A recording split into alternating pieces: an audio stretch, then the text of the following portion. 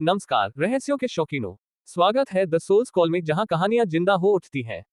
हम लाते हैं रहस्यमय किस्से, मस्तिष्क हिला देने वाले ऐतिहासिक रहस्य और शब्दों का जादू जो आपकी रूह को बांध ले। लाइक करें, सब्सक्राइब करें, घंटी दबाएं और इस रोमांचक सफर में शामिल हो जाएं। Story info. बारिश में अपने घर की गिरी हुई दीवार उठते समय करण को मिलती है एक पिरामिड जैसी चीज। उसे पिरामिड जैसी चीज से करण को मिलती है कुछ खास ताकतें और एक आत्मा जो आगे चलकर बनती है करण की मास्टर और उसे सिखाती है साधना करना, और यहाँ से शुरू होती है करण के अमीर बनने की चाहत और साधना का सफर। तो कैसी रहेगी करण की उथल पुथल भरी जिंदगी? जानने के लिए पढ़िए द इमॉर्टल एम्पायर सिर्फ द सोल्स कॉल चैनल पर। धन्यवाद। CH1 अनजानी लड़की की आवाज। एक रात, एक रहस्य। रात के 9 बजे वेलिका शहर के पास स्थित एक छोटे से गांव में हमारी कहानी का नायक करण अपने घर में चैन की नींद सो रहा था। ये घर साधारण था, 3 कमरों और एक हॉल वाला। सब कुछ सामान्य था, तभी अचानक किसी चीज के गिरने की तेज आवाज ने घर की शांति तोड़ दी। करण चौंक कर उठा और कमरे से बाहर आया। उसने देखा कि उसके मम्मी पापा भी अपने कमरे से बाहर निकल चुके थे। करण बिना कुछ कहे रसोई में पानी पीने चला गया, जबकि उसके माता पिता बाहर के आंगन की ओर बढ़ गए। अरे करण के पापा, ये तो हमारे पुराने वाले कमरे की दीवारें गिर गई हैं, नेहा जी ने चिंता भरे स्वर में कहा। हाँ, लगता है शाम की बारिश से दीवार में नमी आ गई थी, उसी वजह से गिरी होगी, हर्ष जी ने गंभीरता से जवाब दिया। तभी करण भी बाहर आ गया और पूछा, क्या हुआ पिताजी? ये कैसी आवाज थी? उसकी माँ बोली, बेटा तुम्हारे दादाजी का कमरा गिर गया है। पीछे से हर्ष जी ने कहा, चलो करण, कमरे से जरूरी सामान निकाल लेते हैं। करण और उनके पिताजी ने मिलकर उस टूटे हुए कमरे से एक 4 पहिया बिस्तर और एक लोहे का संदूक बाहर निकाला। संदूक को हर्ष जी घर के भीतर रखने चले गए। करण भी लौटने को ही था कि तभी उसकी नजर जमीन पर पड़ी एक नुकीली पिरामिड जैसी वस्तु पर पड़ी। वह उसे उठाने के लिए झुका, लेकिन जैसे ही उसने उसे छुआ, वह चीज उसकी हथेली में चुभ गई और हल्का सा खून निकल आया। करण ने दर्द से आह कहा। उसकी आवाज सुनकर नेहा जी ने अंदर से पूछा, क्या हुआ करण बेटा? कुछ नहीं माँ, बस हाथ में हल्की सी चोट लग गई, करण ने जवाब दिया और वह रहस्यमयी वस्तु उठाकर जेब में डाल ली। लेकिन जैसे ही वह अंदर गया, वो वस्तु अचानक करण की जेब से गायब हो गई और अदृश्य रूप से उसके शरीर में समा गई। करण को इसका आभास नहीं हुआ। वह अपने कमरे में पहुंचा, लेकिन उसका सिर अचानक भारी भारी सा लगने लगा। उसने जेब टटोली, लेकिन वहां वो पत्थर नहीं मिला। उसे लगा शायद गिर गया होगा, सोचते हुए वह सीधे बिस्तर पर लेट गया और नींद की गोद में चला गया।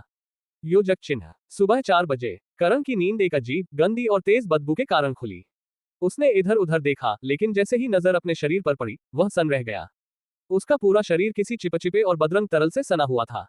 घिन और घबराहट के मारे करण को उल्टी सी महसूस होने लगी। ज्यादा देर न करते हुए करण ने जल्दी से कपड़े उठाए और गांव के तालाब की ओर चल पड़ा। इतनी सुबह गांव में सब सो रहे थे। बस पास के मंदिर से आती आरती की धीमी आवाज वातावरण को थामे हुए थी।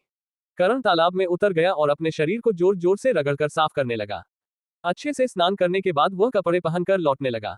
रास्ते में उसे मंदिर के पुजारी जी मिल गए। प्रणाम पुजारी दादा, करण ने आदरपूर्वक झुकते हुए कहा। खुश रहो बेटा, पुजारी जी ने आशीर्वाद देते हुए पूछा, आज इतनी सुबह कैसे उठ गए? बस यूं ही दादा, नींद जल्दी खुल गई, करण ने मुस्कुराकर जवाब दिया। पुजारी जी आगे बढ़ गए और करण अपने घर की ओर लौटने लगा। योजक चिन्ह। सुबह 6 बजे जैसे ही करण घर पहुंचा, नेहा जी ने पूछा, अरे करण बेटा, आज तो बड़ी जल्दी उठ गए। हाँ माँ, नींद जल्दी खुल गई थी तो नहाने चला गया, करण ने सामान्य स्वर में जवाब दिया। पीछे से हर्ष जी आते हुए बोले, करण बेटा, आज स्कूल से छुट्टी ले लो। वैसे भी कल संडे है तो 2 दिन की छुट्टी हो जाएगी। तब तक यह मलबा पीछे वाले आंगन में डाल देना। फिर वे अपने दोस्त अमन को फोन करके एप्लीकेशन देने के लिए कहने लगे। उधर नेहा जी उन्हें टिफिन पकड़ा रही थी। शाम को जल्दी आ जाना, नेहा जी ने कहा। हर्ष जी की फलों की एक छोटी सी दुकान थी। चल बेटा करण, अब तू भी लग जा काम पर, कहकर हर्ष जी निकल गए। करण ने 3 घंटे के अंदर सारा मलबा घर के पीछे डाल दिया। मैंने इतना सारा काम सिर्फ 3 घंटे में कर दिया, और थकान भी नहीं हो रही। लेकिन ये क्या, फिर से शरीर पर काली काली चीजें दिखने लगी हैं। अब तो फिर से नहाना पड़ेगा, करण बड़बड़ाया। कपड़े उठाकर वह फिर तालाब की ओर चल पड़ा। वहां स्नान करने के बाद वो पास के एक पेड़ के नीचे बैठ गया। अभी दोपहर का समय था, तालाब के पास कोई नहीं था। करण वहीं लेट गया थोड़ी देर आराम के लिए। तभी अचानक एक लड़की की रहस्यमयी आवाज उसके कानों में गूंजी। आह, ये मैं किसकी चेतना में आ गई हूँ? करण चौंक गया। ये आवाज किसकी थी, और चेतना की बात क्यों कर रही थी वो लड़की? करण चौंक गया। ये आवाज किसकी थी? क्या वह कोई आत्मा थी, प्रश्नवाचक चिन्ह, या कोई और शक्ति? और सबसे बड़ा सवाल, क्या करण अब पहले जैसा रहेगा?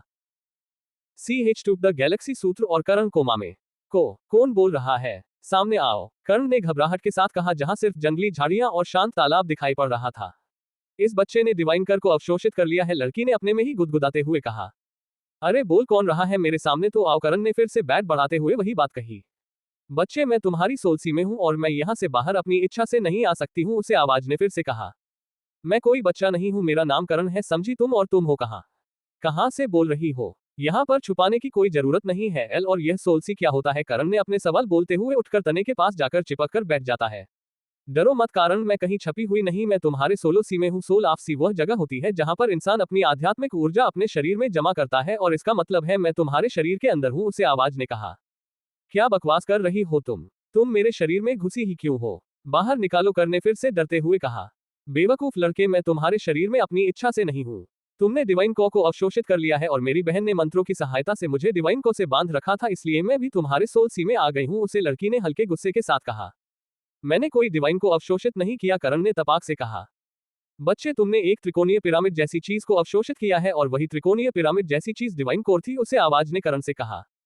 हाँ, मैंने एक पिरामिड जैसी पत्थर को उठाकर अपनी जेब में तो डाला था, पर वह जब से गायब हो गया था, कारण ने याद करते हुए कहा। वह गायब नहीं हुआ बेवकूफ, तुम्हारे शरीर में अवशोषित हो गया था, उस आवाज ने तपाक से कारण को कहा। मैं बेवकूफ नहीं हूं, कारण नाखुशी से कहा। ठीक है, तुम अभी शांति से बैठकर ध्यान लगाने की कोशिश करो। अभी वह लड़की अपनी बात पूरी करती उससे पहले ही करने उसकी बात काटते हुए पूछा, मैं ऐसा क्यों करूं? ध्यान लगाकर तुम अपनी सोल आपसी में अपनी चेतना भेजकर मुझसे बात कर सकते हो, और अगर तुम ऐसा नहीं करोगी तो मैं तुम्हारी चेतन को तुम्हारे शरीर से नष्ट कर उसे पर कब्जा कर लूंगी, लड़की ने करण को डराते हुए कहा। अरे अरे रुको रुको, तुम बताओ मुझे कैसे ध्यान लगाना है? मैं ध्यान लगाता हूँ, कोई कंट्रोल मत करना, उसे लड़की से कहा। फिर उसे लड़की ने कारण को ध्यान लगाने के तरीके बताए और करण को वहीं पेड़ के पास नीचे बैठकर ध्यान लगाने की कोशिश करने को कहा। करण धीरे धीरे ध्यान में मगन होता गया और उसकी चेतना उसके सीओ सोल में पहुंच गई। करण को अपने चारों तरफ एक बहुत ही सुंदर सा नीला अंतरिक्ष दिखाई पड़ता है। कारण अभी चारों तरफ अपनी नजर घुमाकर देख ही रहा होता है कि तभी उसका ध्यान एक बहुत सुंदर सी लड़की पर जाता है, जो दिखने में दूध सी गोरी त्वचा लिए हुए, मोटी मोटी आंखें, सुनहरे बाल और एक कामुक शरीर की मालकिन लग रही थी। करण उसे निहारने में लगा ही हुआ था कि तभी उसे एक बहुत ही मीठी सी आवाज सुनाई पड़ती है। मुझे घूरना बंद करो और मेरी तरफ ध्यान से बातों को सुनो, उसे आवाज ने कहा। कौन हो तुम और यहाँ कैसे पहुंची और कैसी बातें सुनो मैं तुम्हारी? कारण ने उसे लड़की से पूछा।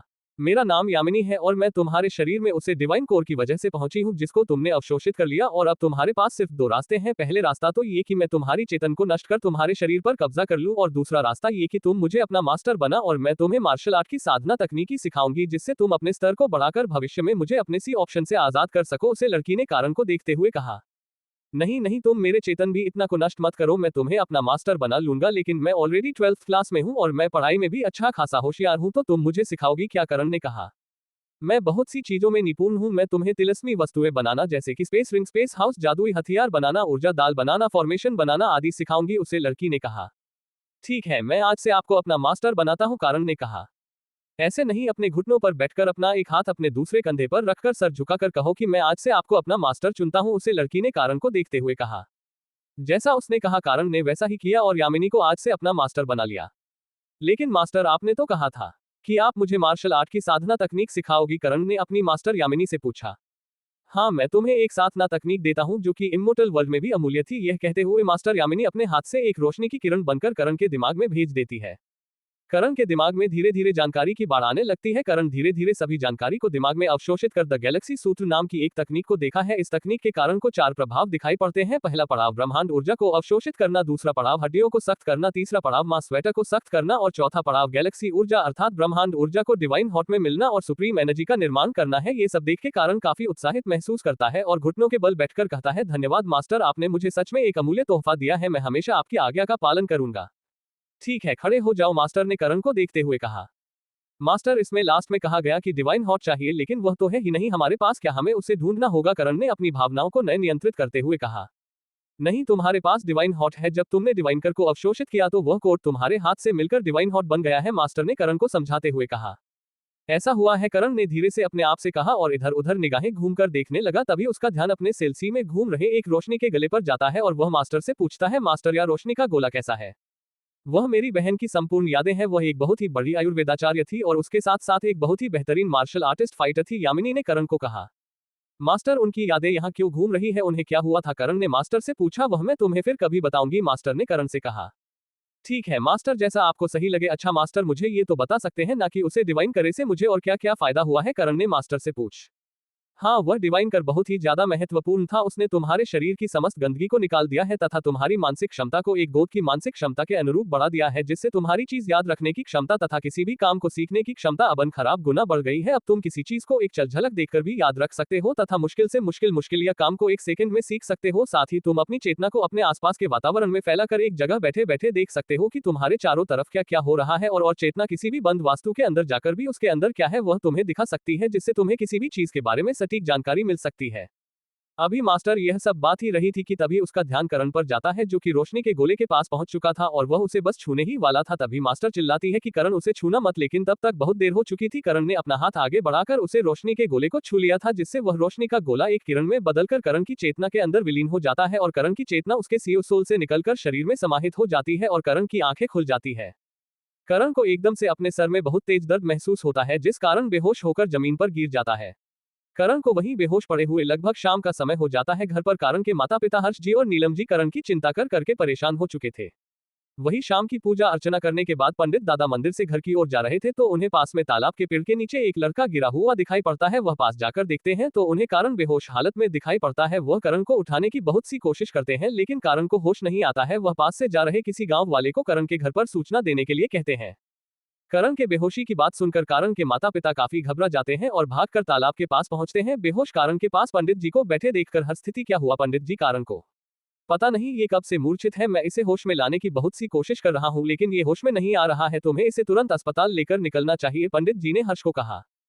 तभी वहां पर हर्ष का पड़ोसी विक्रम भी आ जाता है। हर्ष विक्रम की सहायता से करण को वाली का सिटी हॉस्पिटल लेकर जाता है और नीलम जी को आश्वासन देकर घर पर भेज देता है। बाहर की तरफ ये सब चल रहा था, वहीं दूसरी तरफ करण के बेहोशी की हालत में दिमाग में एक लड़की के जीवन की यादें चल रही थी। ये लड़की यामिनी की बड़ी बहन थी।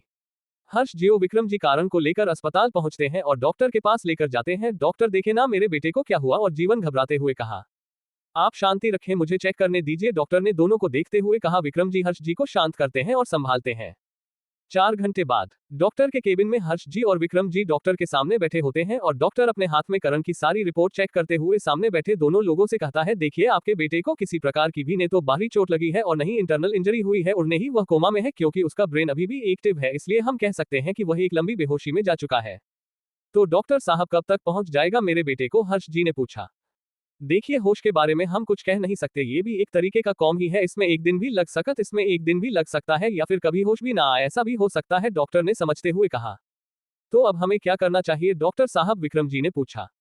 देखिए मेरी माने तो आप इन्हें अस्पताल से घर ले जाए। मैं उनके हाथ में कनोला लगा दी है और आप जब तक इन्हें होश ना आ जाए तब तक हर शाम को एक ड्रिप लगवा देना। डॉक्टर ने विक्रम जी को जवाब नहीं कहा और अपने केबिन से उठकर अगले पेशेंट देखने के लिए चले गए। हर्ष जी करण को लेकर घर पहुंच गए। कैसी तबीयत है करण की, क्या हुआ, यह अभी तक होश में क्यों नहीं आया, नीलम जी ने करण को देखते हुए हर्ष जी से पूछा। भाभी वह करण एक प्रकार की कोमा में जा चुका है और डॉक्टर ने कहा है कि हमें इसका घर पर ही ख्याल रखना पड़ेगा, विक्रम जी ने नीलम जी को समझाते हुए कहा। नीलम जी यह बात सुनकर बुरी तरीके से रोने लगी। हर्ष जी ने करण को बिस्तर पर लेटकर नीलम जी को संभाल और उन्हें शांत करवाते हुए कहा कि हमें ही अब करण की देखभाल करनी है, इसलिए कमजोर पड़ने से कुछ नहीं होगा। धीरे धीरे दिन गुजरने लगे। विक्रम जी की पत्नी जो कि एक नर्स थी रोज शाम को घर आए और करण को एक बोतल ट्रिप चढ़ाकर चली जाती थी। वही करण अपनी बेहोशी में उसे लड़की की लाइफ देख रहा था, उसके संघर्ष को देख रहा था तथा साथ ही में वह लड़की जो भी तकनीकी इस्तेमाल कर रही थी, आयुर्वेद के ज्ञान को समझ रही थी, अपनी बढ़ी हुई मानसिक शक्तियों के कारण करण भी वह सीखने जा रहा था और इसी प्रकार दिन गुजरते गए। क्या कभी करण को होश आ पाएगा, जानने के लिए पढ़ते रहिए द इमॉर्टल एम्पायर। CH3 करण को होश आना और नीली आंखें। धीरे धीरे करण को बेहोश हुए काफी दिन बीतने लगे। करण का शरीर व दिमाग अपने आप गैलेक्सी सूत्र की प्रैक्टिस करने लगा, जिससे वह गैलेक्सी सूत्र के फर्स्ट टायर ब्रह्मांड ऊर्जा के अवशोषण को सफलतापूर्वक करने लग गया। करण के बिस्तर पर पड़े शरीर को देखकर कोई भी यह नहीं कह सकता था ये बीमार पड़ा कोई व्यक्ति है। करण की बॉडी देखने में काफी हष्ट-पुष्ट और सुडौल थी, जैसे जिम में जाकर घंटे की मेहनत से बनाई गई हो। बिस्तर पर पड़े पड़े करण की हाइट भी बढ़ गई और उसकी आंखों का रंग सामान्य से बदलकर हल्का नीला हो गया। इसे ही समय बाइट 8 महीना का टाइम निकल गया। वही करण के मस्तिष्क में उसे लड़की के जीवन का चक्कर अपने अंतिम क्षणों पर पहुंच चुका था, जहां वह लड़की यामिनी को अपने मित्रों की सहायता से डिवाइन कर में बांध देती है और यामिनी से कहती है, यामिनी तुम मुझसे वादा करो कि तुम यहां से जाने के बाद जिस किस को भी मिलेगी उसके साथ अपने सांसारिक जीवन की स्थापना करना, तथा मैं तुम्हें मेरी संपूर्ण आयुर्वेद ज्ञान की यादें भी देता हूं, जिससे तुम फिर से इमोर्टल आर्मी बना सको। ये कहते हुए वह लड़की स्पेस में दरार करती है तथा उसे डिवाइन को आर को उसे दरार में फेंक देती है तथा अपने सेक्रीफिसिंग तकनीक के साथ है संपूर्ण इमोर्टल दुनिया को नष्ट कर देती है। वही यह सब देखकर यामिनी कुछ बोल नहीं पाती और उसकी दर्द भारी चीखें निकलने लग जाती है और उसके आंखों से आंसू की लड़ी बहाने लग जाती है। वही करण यामिनी का ये दर्द अच्छे से महसूस कर पा रहा था। उसके बाहरी शरीर से आंखों के अंदर से आंसू की बूंदें निकलने लग जाती है।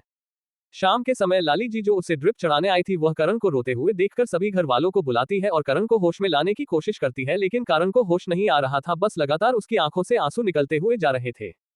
क्या हुआ? करण को जल्दी से हॉस्पिटल लेकर चलो, नीलम जी ने घबराते हुए कहा। हर्ष जी तुरंत विक्रम को बुलाते हैं और उसकी गाड़ी में करण को लेटकर अस्पताल की ओर ले जाते हैं। अस्पताल में पहुंचकर करण को जल्दी से डॉक्टर के पास ले जाया जाता है। डॉक्टर करण की जांच करवाने के लिए उसे अलग अलग डिपार्टमेंट में भेज देता है।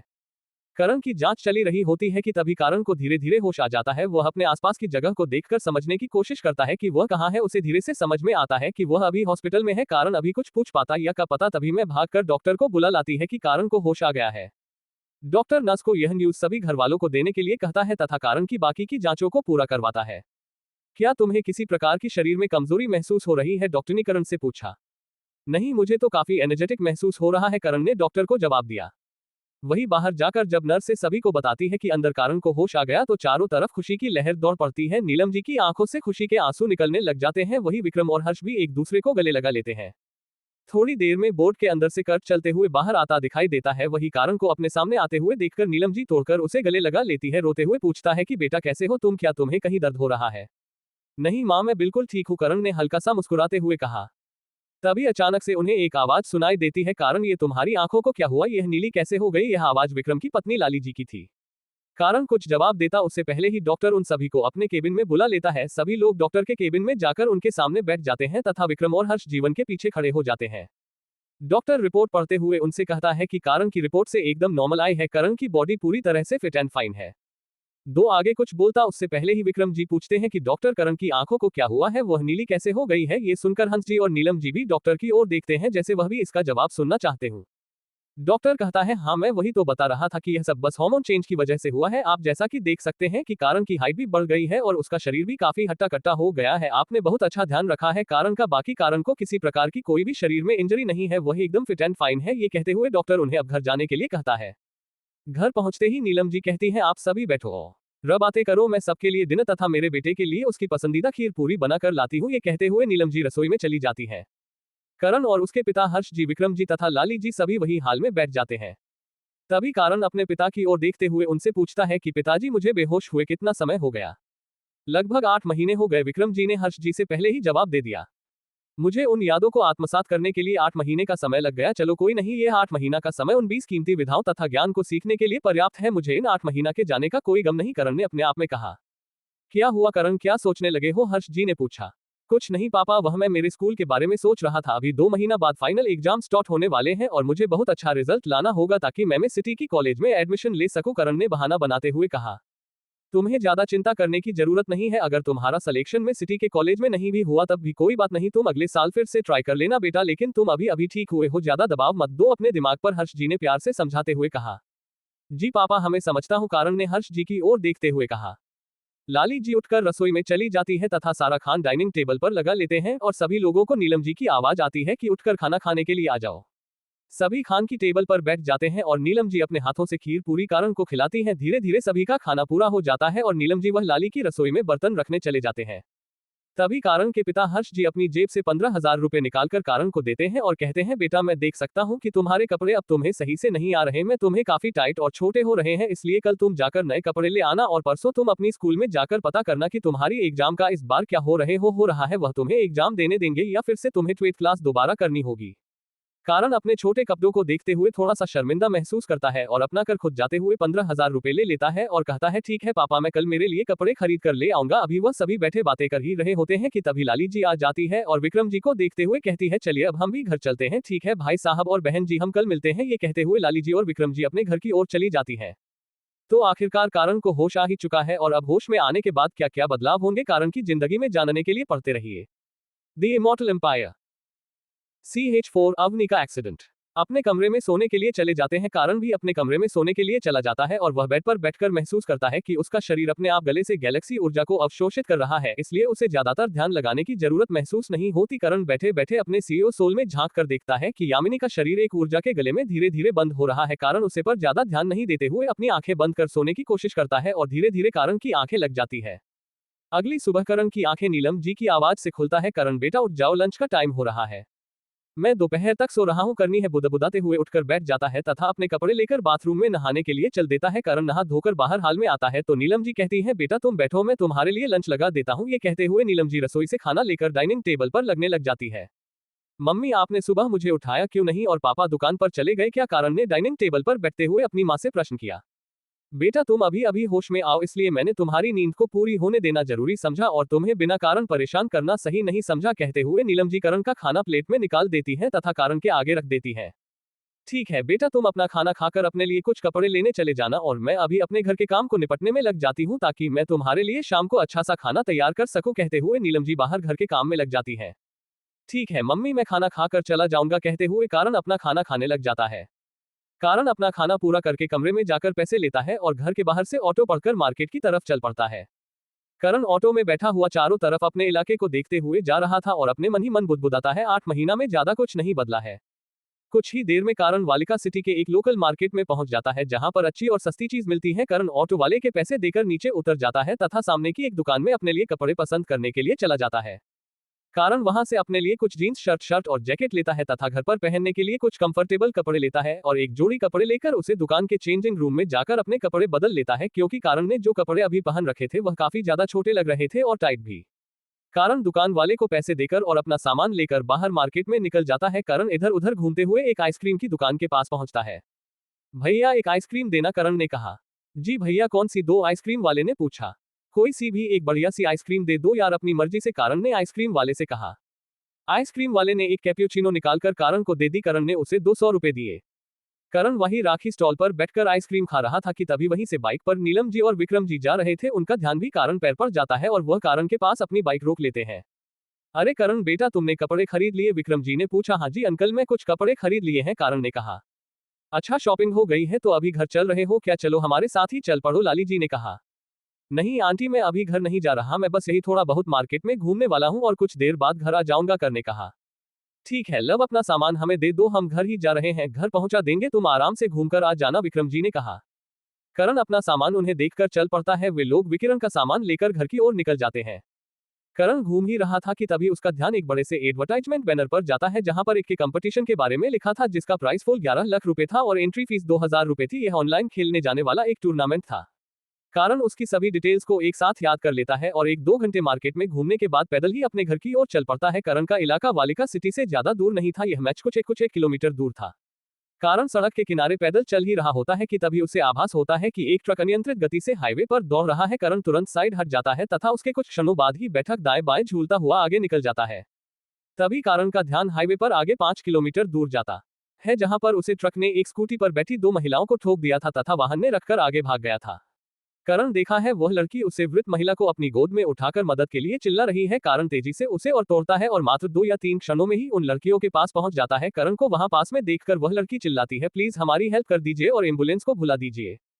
कारण अपनी जेब से फोन निकलता है और पहले का अस्पताल के एम्बुलेंस सेंटर में फोन कर देता है। एम्बुलेंस में फोन करने के बाद कारण उसे महिला के पास जाता है तथा उसके कुछ मूल बिंदुओं को दबाकर उसके शरीर से खून बहना रुक जाता है तथा व्यापार से एक लकड़ी उठाकर उसे लड़की से उसकी चुन्नी लेकर उसे महिला के हाथ को सीधा करके बांध देता है। तब तक वहां एम्बुलेंस पहुंच जाती है। वह उसे लड़की और महिला दोनों को एम्बुलेंस में बिठाकर अपने घर की ओर चलने लगता है। करण चलते चलते सोचता है कि मैं 1 या 2 सेकंड के अंदर अंदर 5 से 6 किलोमीटर की दूरी तय कर ली। मेरी रफ्तार लगभग ग्रैंड मास्टर के 3rd स्तर तक पहुंच गई है और मेरे सारे सेंसेस भी काफी तेज हो गए हैं। मैं काफी दूर दूर तक देखिए सब सोते हुए कारण धीरे धीरे अपने घर की तरफ बढ़ने लगता है। वही वह लोग अस्पताल में पहुंचते हैं तो हॉस्पिटल का स्टाफ उन्हें देखकर थोड़ा चौंक जाता है।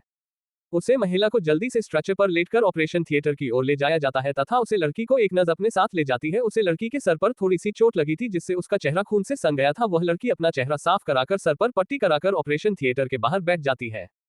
तभी वहां पर अस्पताल के वाइस प्रेसिडेंट मिस्टर कपूर आते हैं। अरे अवनी बेटा, तुम यहाँ? प्रेसिडेंट ने पूछा।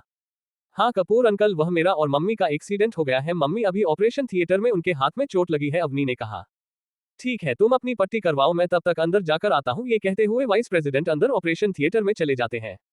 2 घंटे बाद ऑपरेशन थिएटर से वाइस प्रेसिडेंट बाहर आते हैं और अवनी को देखते हुए कहते हैं, बेटा तुमने बहुत ही बहादुरी का काम किया। जो उनका हाथ है उसे लकड़ी के सहारे बांध दिया, वरना उनके हाथ की टूटी हुई हड्डी जोड़ने में काफी परेशानी होती। फ्रेंकली यह मैंने नहीं किया, यह उसे ने किया जिसने एम्बुलेंस बुलाई थी, अवनी ने कहा। अच्छा, फिर तो जरूर है एक महान विद्या या फिर बहुत ही ज्यादा एक्सपीरियंस वाला डॉक्टर होगा जो उसने टूटा हुआ हाथ देखकर ही स्थिति का जायजा ले लिया और हाथ को सीधा बांध दिया, वाइस प्रेसिडेंट ने कहा। अवनी कुछ जवाब दे ही पाती उससे पहले ही कमरे के अंदर हॉस्पिटल के प्रेसिडेंट और अवनी के पापा मिस्टर शेरगिल आ जाते हैं। शेरगिल के गले लग जाती है और उनसे पूछते, पापा मम्मी कैसी हैं? वह अभी ठीक है, उसके हाथ में फ्रैक्चर है, बाकी उसे और कोई चोट नहीं आई है। मिस्टर शेरगिल अवनी कोई सर को तब तक आते हुए जवाब देते हैं। अच्छा बेटा, ये सब कैसे हुआ, मुझे सब कुछ बताओ, मिस्टर शेरगिल ने पूछा और अवनी उन्हें सब कुछ बता देती है। एक महल 17-18 साल का लड़का और इतनी अच्छी मेडिकल्स के लिए सुनकर मिस्टर शेरगिल और वाइस प्रेसिडेंट दोनों ही हैरान हो जाती हैं। ठीक है बेटा, मैं उसे लड़के को ढूंढकर अपने तरीके से अच्छे से थैंक यू कहूंगा, मिस्टर शेरगिल ने कहा। जी पापा, मैं तो उसका नाम भी पूछना भूल गई थी, लेकिन आप उसे ढूंढकर अच्छे से थैंक यू कह देना, मैं भी मम्मी के पास जाती हूँ। ये कहते हुए अपनी वहां से उठकर वार्ड के अंदर चली जाती है। अवनी एक काफी अच्छी पारिवारिक पृष्ठभूमि वाली फैमिली से थी और साथ ही उसके पिता इस अस्पताल के प्रेसिडेंट भी थे, इसलिए उन्हें काफी वेब सुविधा मिल रही थी। वहीं दूसरी तरफ कारण अपने घर पहुंच जाता है और अंदर बैठकर सोच रहा होता है कि मेरी साधना एक ग्रैंड मास्टर के थर्ड स्तर तक पहुंच सकती है, लेकिन मुझे अभी अपनी गैलेक्सी सूत्र के सेकंड और थर्ड टायर को जल्दी से पूरा करना होगा। उसके लिए मुझे बहुत से पैसों की जरूरत होगी और बहुत सारे संसाधनों की भी। एक लंबी सांस छोड़ते हुए कारण अपने मन में कहता है कि कल पहले जाकर स्कूल में अपनी क्लास के बारे में डिस्कस करते हैं, फिर देखते हैं कि पैसे कैसे कमाने हैं। और इसी मुस्कुराहट के साथ हमारे इस चैप्टर का अंत होता है। तो कैसे कमाएगा कर्ण पैसे और क्या होगा कल स्कूल में, जानने के लिए पढ़ते रहिए द इमोर्टल अंपायर।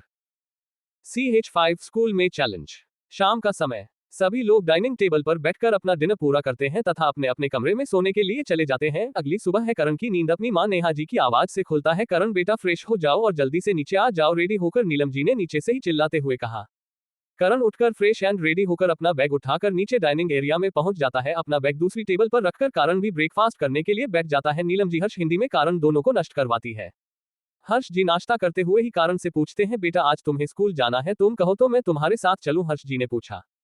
नहीं पापा, मैं अपने आप संभाल लूंगा, करण ने हौकी मुस्कुराहट के साथ कहा। ठीक है, कोई परेशानी हो तो मुझे कॉल कर लेना, हर चीज ने कहा और फिर अपनी शॉप की तरफ चल दिए। करण ने भी अपना नाश्ता पूरा किया और अपना बैग लेकर स्कूल के लिए निकल जाता है। घर से कारण पैदल ही स्कूल की तरफ चल पड़ता है और 15 से 20 मिनट बाद करना वेलिका इंटरनेशनल स्कूल के गेट पर खड़ा होता है। कारण स्कूल में एंट्री लेट है। आसपास के बच्चे कारण को देखकर आपस में खुशबू सहत बातें करने लग जाते हैं। अरे वह देखो, वह लड़का देखा हुआ नहीं लग रहा, कहा क्या? एक ने कहा अरे वह तो कारण है ना, दूसरे ने कहा नहीं यार वह कारण कैसे हो सकता है, कारण की तो हाइट भी इतनी नहीं है और कारण इतना ज्यादा हैंडसम भी नहीं है और उसकी आंखों देखा, उसकी आंखों का रंग नीला है, लेकिन कारण तो हमारे जैसा नॉर्मली तो था। तीसरे लड़के ने कहा उनकी ऐसे भी बातें पास से गुजरे एक लड़के को सुनाई देती है। ये लड़का कारण की क्लास का टॉपर और क्लास टीचर मिस्टर सक्सेना का बेटा अमित था। व्यापी करण को देखकर हैरान हो जाता है। करण चलते हुए प्रिंसिपल ऑफिस की तरफ जा रहा होता है। वही कारण के आने की खबर पूरी स्कूल में कुछ मिनट में फैल जाती है। कुछ को लग रहा था कि वह कारण है, जबकि कुछ को लग रहा कि नहीं है। इधर पूरी स्कूल में करण की हैंडसमनेस तथा ब्लू आइज की चर्चा हो रही थी। यह खबर करण के दोस्त अमन के पास भी पहुंच जाती है। वह भी अपनी क्लास से निकलकर अपने दोस्त से मिलने के लिए बाहर ऑडिटोरियम में चला जाता है। वहां जाकर उसे पता चलता है कि कारण यहां आने प्रिंसिपल ऑफिस में गया है। जब मिस्टर सक्सेना को यह खबर मिलती है कि कारण स्कूल आया है तो वह भी प्रिंसिपल ऑफिस की तरफ चल देते हैं। प्रिंसिपल ऑफिस में प्रिंसिपल सर श्री मल्होत्रा अपनी चेयर पर बैठे होते हैं तथा उनके सामने की चेयर पर मिस्टर सक्सेना बैठे होते हैं और साइड में कारण अपने दोनों हाथों के में डाले हुए काफी एलिगेंट तरीके से खड़ा रहता है। सर ये लड़का वैसे भी स्कॉलरशिप पर पढ़ रहा है तथा इसने अपनी स्कूल के 3 इंपॉर्टेंट एग्जाम में से 2 एग्जाम मिस कर दिए हैं और सर तीसरा एग्जाम भी ये पक्का फेल हो जाएगा, इसलिए मैं चाहता हूं इसका आप एडमिशन कट ही दे, ये अगले साल फिर से स्कॉलरशिप का एग्जाम देकर दोबारा 12th कर लेगा। सर मैं अपना रिजल्ट खराब नहीं करना चाहता, मिस्टर सक्सेना ने कारण को देखते हुए कहा। प्रिंसिपल श्री सक्सेना की बात सुनकर कारण की ओर देखते हैं ताकि वह भी अपनी बात रख सके। सर मैं अपना एडमिशन नहीं कटवा सकता, मुझे सर इसी साल 12th करनी है, करण ने हॉकी एलिगेंट स्माइल के साथ मिस्टर सक्सेना को देखते हुए प्रिंसिपल से कहा। मिस्टर सक्सेना गुस्से में करण की तरफ देखते हुए कहते हैं, क्या तुम एक बार में समझ में नहीं आता, मैं तुम्हें मेरी क्लास में नहीं रखना चाहता। वह तो ऐसा कहीं ना सर कि आप मुझे अपनी क्लास में नहीं रखना चाहते, मेरा एडमिशन कटवाने पर क्यों खुले हुए हैं, करण ने एक टीचिंग स्माइल के साथ मिस्टर सक्सेना से कहा। तभी एक आवाज कहती है, सर इस लड़के को मेरे क्षेत्र में ट्रांसफर कर दीजिए। सभी उसे आवाज की तरफ पलट कर देखते हैं। एक 26 साल की सुंदर और एलिगेंट लड़की चलाते हुए उनकी तरफ ही आ रही थी। उसको आता देख प्रिंसिपल भी खड़े हो जाते हैं और कहते हैं, एम्स अवनी आप। अभी प्रिंसिपल आगे कुछ कहता उससे पहले ही मिस्टर सक्सेना बोल पड़ने, अरे मिस अवनी आप इस बच्चे का क्या करेंगे, है वैसे भी 8 महीने से स्कूल में नहीं आया है और इसे इस साल का सिलेबस कुछ भी याद नहीं होगा, ये पक्का फेल होने वाला है और वैसे बा भी एग्जाम से पहले होने वाले प्री टेस्ट में ही फेल हो जाएगा। वह सब मेरा टेंशन है, मैं चाहती हूँ कि इस बच्चे का ट्रांसफर आप मेरी क्षेत्र में करते हैं, आगे जो भी होगा और जैसे भी पढ़ना है वह मेरी चिंता रहेगी। मिस अपनी थोड़ा रुडली बी में मिस्टर सक्सेना की तरफ देखते हुए प्रिंसिपल से कहती है। ठीक है मिस अवनी, प्रिंसिपल कहते हैं, मैं इसका सफर आपके क्षेत्र में कर दूंगा। जब आप इस कचरे को अपनी मर्जी से ही ले जाना चाहती है तो हम इसमें क्या ही कर सकते हैं, मिस्टर सक्सेना ने एक व्यंग्य भरी मुस्कुराहट के साथ कहा। अभी मिस अवनी कुछ जवाब दे पाते उससे पहले ही कारण हल्के गुस्से के साथ कहता है, मिस्टर सांप सक्सेना, आप अपनी लिमिट में रहकर ही मेरे बारे में बात कीजिए, और अगर मैं आपको इतना ही कचरा लगता हूं तो क्यों ना एक शर्त लगाई जाए। मिस्टर सक्सेना अपना चिढ़ाने वाला नाम सुनकर गुस्से में सांप की तरह लंबी लंबी सांस लेने लगते हैं, लेकिन वह कारण की शर्त वाली बात सुनकर उसमें इंटरेस्ट लेते हुए कहते हैं, कैसी शर्त बताओ मुझे, मैं लगाने के लिए तैयार हूँ। अगर मैं फ्री टेस्ट में फेल हो जाता हूं तो मैं ये स्कूल छोड़ दूंगा, लेकिन अगर मैं फ्री टेस्ट में पास हो जाता हूं तो आप क्या करेंगे? अगर तुम पास हो जाते हो तो मैं भी यह स्कूल छोड़ दूंगा, मिस्टर सक्सेना ने तुम्हें आकर कहा। शर्त लगाकर कारण बिना किसी की तरफ देखे हुए सीधा ही प्रिंसिपल ऑफिस से बाहर चला जाता है। करण को सामने से आता हुआ अमन दिखाई देता है, जो सीधा जाकर कारण को गले लगा लेता है। मेरे भाई तो होश में आ गए और तूने मुझे बताया भी नहीं। करण ने सॉरी अमन ने कारण से पूछा। अरे यार, मैं बस तुझे बताने ही वाला था लेकिन दिमाग से निकल गया, कारण ने थोड़ी शर्मिंदगी भरी मुस्कुराहट से कहा। चल कोई ना, अब अपनी क्लास में चलते हैं, अब तो सही हो गया नाम, बाकी अपन आग लगा देंगे आज, अमन थोड़ा फेंकते हुए कहता है। नहीं यार, मैं अब उसे क्लास में नहीं जा सकता। अभी करण अपनी पूरी बात करता उससे पहले यह अमन पूछ लेता, क्यों नहीं जा सकता? करण कहता है, क्योंकि उसे साल सांप सक्सेना ने मेरा ट्रांसफर दूसरे क्षेत्र में कर दिया है। अमन कहता है, कौन से क्षेत्र में? बी ग्रुप में, जहां आपकी क्लास टीचर एक 25-26 साल की लड़की है, करण ने कहा। तो तुम मिस अवनी के अंदर पढ़ने वाले हो? अमन ने उत्साहित आवाज में कहा। अभी करण कुछ जवाब देता है उससे पहले ही मिस अवनी वहां आ जाती है और ये देखते हुए कहती है, तुम मेरे साथ चलो, मैं तुम्हें क्लास दिखाती हूँ। मिस अवनी करण को लेकर क्लास में आती है, जहां लड़की उसकी हैंडसम ने इसको देखकर जल रहे थे, वही लड़कियां उसकी बॉडी की दीवानी होती जा रही थी। मिशन्नी करण का इंट्रोडक्शन क्लास को देती है तथा कारण को सीट पर बैठने के लिए कहती है। पूरा दिन कारण क्लासेस लेता है तथा अपनी शार्प मेमोरी के कारण सभी कुछ चीज जल्दी ही समझ को सीख जाता है। कर्ट लाइब्रेरी से अपने लिए बुक इश्यू करवाकर शाम को घर की तरफ चला जाता है। करण घर पर जाकर सबको अपने स्कूल के बारे में बताता है। करण की मां चिंता करते हुए कहती, बेटा क्या तुम फ्री टेस्ट पास कर पाओगे? अगर ऐसा नहीं है तो हम तुम्हारा अगले साल भी एडमिशन करवा देंगे।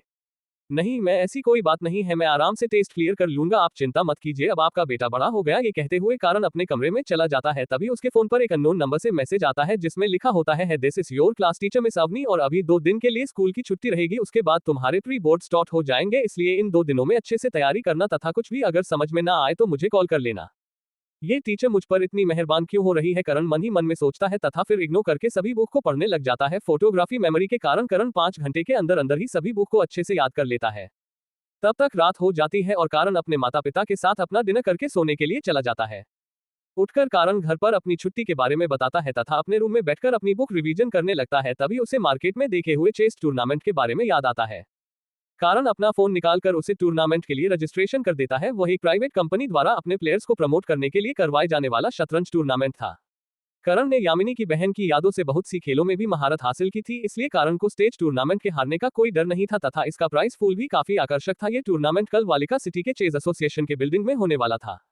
तो क्या होगा करण के इसके टूर्नामेंट का रिजल्ट और कैसा परफॉर्म करेगी कारण अपने प्री टेस्ट के एग्जाम में, जानने के लिए पढ़ते रहिए the immortal empire CH6 the chess grand master Karan.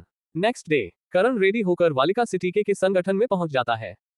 Karan building के अंदर देखा है तो उसे काफी भीड़ दिखाई देती है। कारण रिसेप्शन पर जाता है तथा रिसेप्शनिस्ट से पूछता है, क्या आप मुझे चेस टूर्नामेंट कहां हो रहा है वह बता सकती है? अपने सामने एक 17-18 साल के छोटे लड़के को देखकर रिसेप्शनिस्ट काफी हैरान होती है, लेकिन वह उसे ऑडिटोरियम नंबर 3 का रास्ता बता देती है।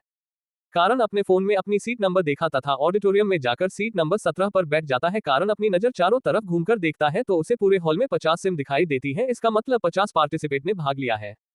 धीरे धीरे कर सभी प्रतिभागी हाल में आ जाते हैं तथा सभी 50 जोड़ियां का टूर्नामेंट स्टार्ट करवाया जाता है। हर एक सीट के पास एक रेफरी था जो उन्हें किसी भी प्रकार की चीटिंग करने से रोकना था। धीरे धीरे टूर्नामेंट स्टार्ट होता है तथा करण के सामने बैठा अपोनेंट काफी एक्सपीरियंस खिलाड़ी था। धीरे धीरे मोड़ स्थान बदलते हैं और करण के बहुत से मोहरे बाहर होने लगते हैं। अभी सामने वाला खुश हो ही रहा होता है कि तभी कारण की अगली चाल चल देता है और एक बात बोलता है, चेकमेट। इसी के साथ टूर्नामेंट का पहला मैच ओवर हो जाता है। करण का अपोनेंट काफी हैरान हो जाता है। 1 घंटे बाद पहले राउंड खत्म हो जाता है तथा सेकंड राउंड स्टार्ट होता है। इसमें भी कट पहले की तरह ही मैच को जीत लेता है। स्टार्टिंग में उसके प्यादे बहुत ज्यादा बाहर होते हैं, लेकिन कुछ लम्हों में गेम ऐसा लगता है कि कारण फिर से चेकमेट दे देता है। ऐसे टूर्नामेंट चलता रहता है और लास्ट में 11 प्लेयर बच जाते हैं। उन सभी 11 प्लेयर को आपस में मैच ना करके एक के ग्रैंड मास्टर से मैच करना था। ग्रैंड मास्टर के सामने जो जितने ज्यादा मुंह रुकता उसे उसी हिसाब से रैंक दी जाती, जिसमें bronze, silver, gold, platinum master तथा ग्रैंड मास्टर को हराने वाले को ग्रैंड मास्टर की रैंक दी जाने वाली थी। सभी का मास्टर से मैच होने लगता है। अभी 10 प्लेयरों का मैच हो चुका था और उनमें से खाली 2 को ही मास्टर की रैंक मिली, बाकी 4 को प्लेटिनम, 2 को सिल्वर रैंक तथा 2 को गोल्ड रैंक मिली। अभी लास्ट बारी हमारे हीरो करण की थी। करण और ग्रैंड मास्टर आमने सामने बैठ जाते हैं, धीरे धीरे शतरंज की बिसात बिछाने लगते हैं, धीरे धीरे मोहरे एक्सचेंज होते हैं, लेकिन हर बार की तरह इस बार करण की प्यादे बाहर होने की बजाय शतरंज में काफी अच्छे से सेटल हो जाते हैं। अभी सामने बैठे ग्रैंड मास्टर के भी चेहरे पर चिकन आने लगती है। थोड़ी देर में कुछ और चालू का आदान प्रदान होता है, लेकिन थोड़ी देर बाद ग्रैंड मास्टर अपनी जगह से खड़ा होता है, कारण से हंदशके करता है और मैच को गिव अप कर देता है। करण की ऐसी जीत देखकर चारों तरफ सन्नाटा छा जाता है। ऑडिटोरियम की सीटों पर बैठे लोग भी आपस में घुसार फसर करने लगते हैं। मैच का पोस्ट अपनी ईरानी से बाहर आकर करण को विनर अनाउंस करता है तथा उसे एक ग्रैंड मास्टर लेवल का टोकन दिया जाता है। करण को ऑफिस में बुलाया जाता है तथा बाकी की फॉर्मेलिटी पूरी करके करण का रजिस्ट्रेशन कैसे संगठन में ग्रैंड मास्टर के रूप में कर दिया जाता है तथा उसके अकाउंट में 11 लाख रुपए का प्राइस पर डाल दिया जाता है। कारण वहां पर सभी लोगों से थोड़ी बहुत बातचीत करके बाहर निकल ही रहा होता है कि तभी उसके पास एक लड़का आता है जो कारण से कहता है, भाई क्या हम थोड़ी देर के लिए अकेले में बात कर सकते हैं? ठीक है, करने कहा। थोड़ी देर बाद दोनों लड़के आमने सामने कल पॉइंट रेस्टोरेंट में बैठे होते हैं। सामने बैठे लड़के ने कहा, हेलो मेरा नाम विजय प्रताप है। हाय मैं कारण राठौर। करण ने भी उसे हाथ मिलाते हुए कहा, देखो मैं यहाँ वहां की बातें नहीं घूमते हुए सीधा मुद्दे की बात करता हूँ, मेरे पास तुम्हारे लिए एक ऑफर है। विजय ने कहा, कैसा ऑफर? कारण ने पूछा। मैं चाहता हूं तुम मेरे लिए 1K का मैच खेली और उसे जीतो। विजय ने कहा, जहां तक मैं देख पा रहा हूं तुम काफी अमीर परिवार से ताल्लुकात रखते हो, तो फिर तुम्हें मेरे जैसे एक मामूली सी लड़के की मदद की जरूरत कैसे पड़ गई और यह मैच किस होने वाला है और किस लिए हो रहा है, क्या तुम मुझे बता सकते हो? करण ने पूछा। देखो वह तो मैं तुम्हें अभी नहीं बता सकता हूं, लेकिन अगर हमें कोई दूसरा ग्रैंड मास्टर प्लेयर नहीं मिला तो तुम्हें ही हमारी मदद करनी होगी। बड़े भाई सामने बैठे विजय ने अपने से छोटे कारण को बड़े भाई कहते हुए संबोधित किया। मैं तुम्हारे बात करने के तरीके से काफी प्रभावित हुआ हूं, कारण ने एक मुस्कान के साथ कहा। फिर तो हम भविष्य में बहुत अच्छे दोस्त बन सकते हैं। विजय ने तुरंत मौके को पकड़ते हुए कारण से कहा, जरूर जरूर। कारण ने भी एक हल्की मुस्कान के साथ विजय को कहा। अच्छा कब होने वाला है ये तुम्हारा मैच? करण ने पूछा। 3 दिन बाद, विजय ने बताया। ठीक है, अगर तुम्हें मेरी किसी भी प्रकार की मदद की जरूरत पड़े तो मैं तुम्हें वाली का इंटरनेशनल स्कूल के 12th क्लास में मिल जाऊंगा, तुम मुझे वहां ढूंढ सकते हो। करण ने कहा और अपनी जगह से खड़ा हो गया। ठीक है बड़े भाई, विजय ने मुस्कुराते हुए कहा और कारण से लास्ट बार हंदशके किया तथा दोनों लोग अपने अपने मंजिल की तरफ निकल पड़े। करण ने ऑटो किया तथा अपने घर की तरफ चल पड़ा। आज वह काफी खुश था क्योंकि कारण ने अपने लिए 11 लाख का प्राइस फुल जीता था। उसे एक काफी अच्छा दोस्त भी मिल गया, विजय प्रताप। तो कारण और विजय की दोस्ती से क्या होने वाला है, आगे भूचाल जानने के लिए पढ़ते रहिए the immortal umpire. CH7 exam और 2 लाख की शर्त। करण घर पहुंच चुका था। रात को सभी लोग डिनर करते हैं तथा अपने अपने कमरे में सोने चले जाते हैं। कारण अपने कमरे में जाकर ऑनलाइन नेट बैंकिंग से अपने अकाउंट में पैसे चेक करता है और एक हल्की मुस्कुराहट लिए हुए ही बिस्तर पर लेट जाता है। अगली सुबह करण तैयार होकर बाहर जाकर नाश्ता करता है तथा घर वालों से बाय करके अपने स्कूल के लिए निकल जाता है। करण की बेहतरीन मेमोरी के कारण करण को बुक का हर एक चैप्टर, यहां तक कि कौन से पेज नंबर पर क्या क्या लिखा हुआ है ये तक भी याद हो चुका था। कारण बाहर से ऑटो करता है तथा वेलिका इंटरनेशनल स्कूल में पहुंच जाता है तथा ऑटो वाले को पैसे देकर क्लास की तरफ जाने लगता है। करण क्लास में जाकर बैठ जाता है। ये क्लास के बच्चे उसके लिए नए थे। यह एग्जाम सभी सब्जेक्ट के क्वेश्चन को मिलाकर एक साथ लिया जाता था। इस एग्जाम में 5 घंटे का समय मिलता था तथा इस एग्जाम की कॉपी भी दूसरे कॉलेज द्वारा चेक की जाती थी। कर्ट क्लास में बैठा इधर उधर देख रहा था। सभी लड़के लड़कियां ध्यान से पढ़ाई में लगे हुए थे। कुछ देर बाद में सबनी क्वेश्चन पेपर के साथ क्लास में आती है। उनके पीछे पीछे माँ एग्जामिनर भी क्लास में आ जाता है। सभी को कॉपी एंड क्वेश्चन आंसर्स की क्वेश्चन शीट दोनों दी जाती है। सभी अपने अपने एग्जाम करने में लग जाते हैं तथा मिस अवनी क्लास से बाहर चली जाती है। कारण एक नजर अपने पूरे क्वेश्चन पेपर को देखा है। कारण को ये क्वेश्चन पेपर काफी आसान लग रहा था। कारण ज्यादा नहीं सोते हुए जल्दी जल्दी सभी क्वेश्चन के आंसर करने लगता है। 2.5 घंटे के अंदर ही कारण ने सभी क्वेश्चन के आंसर कंप्लीटली लिख दिए थे। कारण अपनी नजरें इधर उधर घूमकर देखता है तो सभी बच्चे अभी भी लगे हुए थे। कोई पेपर को पलट रहा था तो कोई आंसर शीट को पलट रहा था। कट टाइम देखा है तो अभी सिर्फ 2.5 घंटे हुए थे, इसलिए वह अपने पेपर को फिर से चेक करने लगता है और आधा घंटा ऐसे ही निकाल देता है। सर मैंने अपना पेपर कंप्लीट कर लिया है तो क्या मैं बाहर जा सकता हूं? कारण ने एग्जामिनर से पूछा। क्या तुमने सिर्फ 3 घंटे में पेपर पूरा कर लिया है? एग्जामिनेशन हैरान होती है कारण से पूछा। यह एग्जामिनर कॉलेज द्वारा अलॉट किए जाते थे जो सिर्फ स्कूल में एग्जाम लेने के लिए ही आते थे। वह एग्जामिनर कारण के पास आता है और उसकी आंसर शीट को उठाकर सभी क्वेश्चन को देखा है। करण ने सभी 120 क्वेश्चन के आंसर लिख रखे थे। ये देखकर वह भी हैरान हो जाता है और करण को बाहर जाने के लिए कह देता है। पूरी क्लास के बच्चे कारण को हैरानी से देख रहे थे। उन्हें किसी को भी उम्मीद नहीं थी कि कारण ने पूरा पेपर सॉल्व किया होगा। उन्हें लग रहा था कि कारण क्लास में अपनी झूठी तारीफ करवाने के लिए जल्दी पेपर छोड़कर जा रहा है। कर्ट क्लासरूम से बाहर निकालकर जा ही रहा होता है कि तभी उसे मिस्टर सक्सेना मिल जाते हैं, जो कारण को इतना जल्दी बाहर आया हुआ देखकर उसका मजाक उड़ाते हुए कहते हैं, तो मुझे चैलेंज देने वाले तो ऐसे आधे अधूरे टाइम में अपनी एग्जाम छोड़कर बाहर भाग रहे हैं। मिस्टर सांप सक्सेना, आपको अपने काम से कम रखना चाहिए ने कि मुझे चाहे मैं आधे अधूरे में अपनी एग्जाम छोड़ दूं या चाहे पूरा करो, लेकिन मैं गारंटीली पास हो जाऊंगा, करण ने सार्कास्टिकली सक्सेना से कहा। अच्छा, अपने आप पर इतना कॉन्फिडेंस है? मिस्टर सक्सेना ने कारण को थोड़ा हैरानी से देखते हुए पूछा। हाँ, मुझे अपने आप पर पूरा भरोसा है। अगर आपको डाउट है तो आप मेरे साथ एक शर्त भी लगा सकते हैं, करण ने थोड़ा इम्पेशेंट होते हुए कहा। कैसी शर्त? मिस्टर सक्सेना ने पूछा। आप और मैं 2-2 लाख रुपए की शर्त लगाते हैं, मैं ये प्री टेस्ट में टॉप करके दिखाऊंगा, करण ने कहा। अच्छा, तुम्हारे पास 2 लाख रुपए है क्या? मिस्टर सक्सेना ने कारण का मजाक उड़ाते हुए पूछा। हाँ, क्यों नहीं, हम किसी एक विटनेस को हमारे 2-2 लाख रुपए अभी ट्रांसफर कर देते हैं और वह विटनेस जीतने वाले को वह पैसे भेज देगा, करण ने दूर से आई मिस अवनी को देखते हुए कहा। ठीक है, बताओ किस विटनेस बनाओगे? मिस्टर सक्सेना ने पूछा, क्योंकि उन्हें लग रहा था कि कारण उनको बस नीचे दिखाने की कोशिश कर रहा है। उसके पास 2 लाख रुपए जैसी बड़ी रकम कहां से होगी? अगर उसके पास इतने ही पैसे होते तो वह स्कूल की फीस भरकर भी पढ़ाई कर सकता था, उसे स्कॉलरशिप एग्जाम देने की जरूरत नहीं पड़ती है।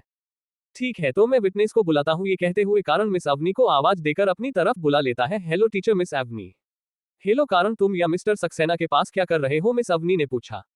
मैं उसी के लिए आपको यहाँ पर बुलाया है। मेरे और मिस्टर सक्सेना के बीच में एक शर्त लगी है, जो बड़ी वह सच जीतेगा वह सामने वाले को 2 लाख रुपए देगा, तो हमने आपको हमारे दोनों के 2-2 लाख रुपए जमा करने के लिए बुलाया है, करण ने मिस अवनी को एक्सप्लेन करते हुए। मिस्टर सक्सेना बोले। हाँ, मैं भी सहमत हूँ, मैं अभी 2 लाख रुपए ट्रांसफर कर देता हूँ। ये कहते हुए मिस्टर सक्सेना ने अपना फोन निकाला और मिस अवनी से उनके अकाउंट नंबर पूछकर उनके खाते में 2 लाख रुपए भेज दिए तथा कारण को देखते हुए मुस्कुराहट के साथ कहा, चलो अब तुम्हारी बारी बच्चे।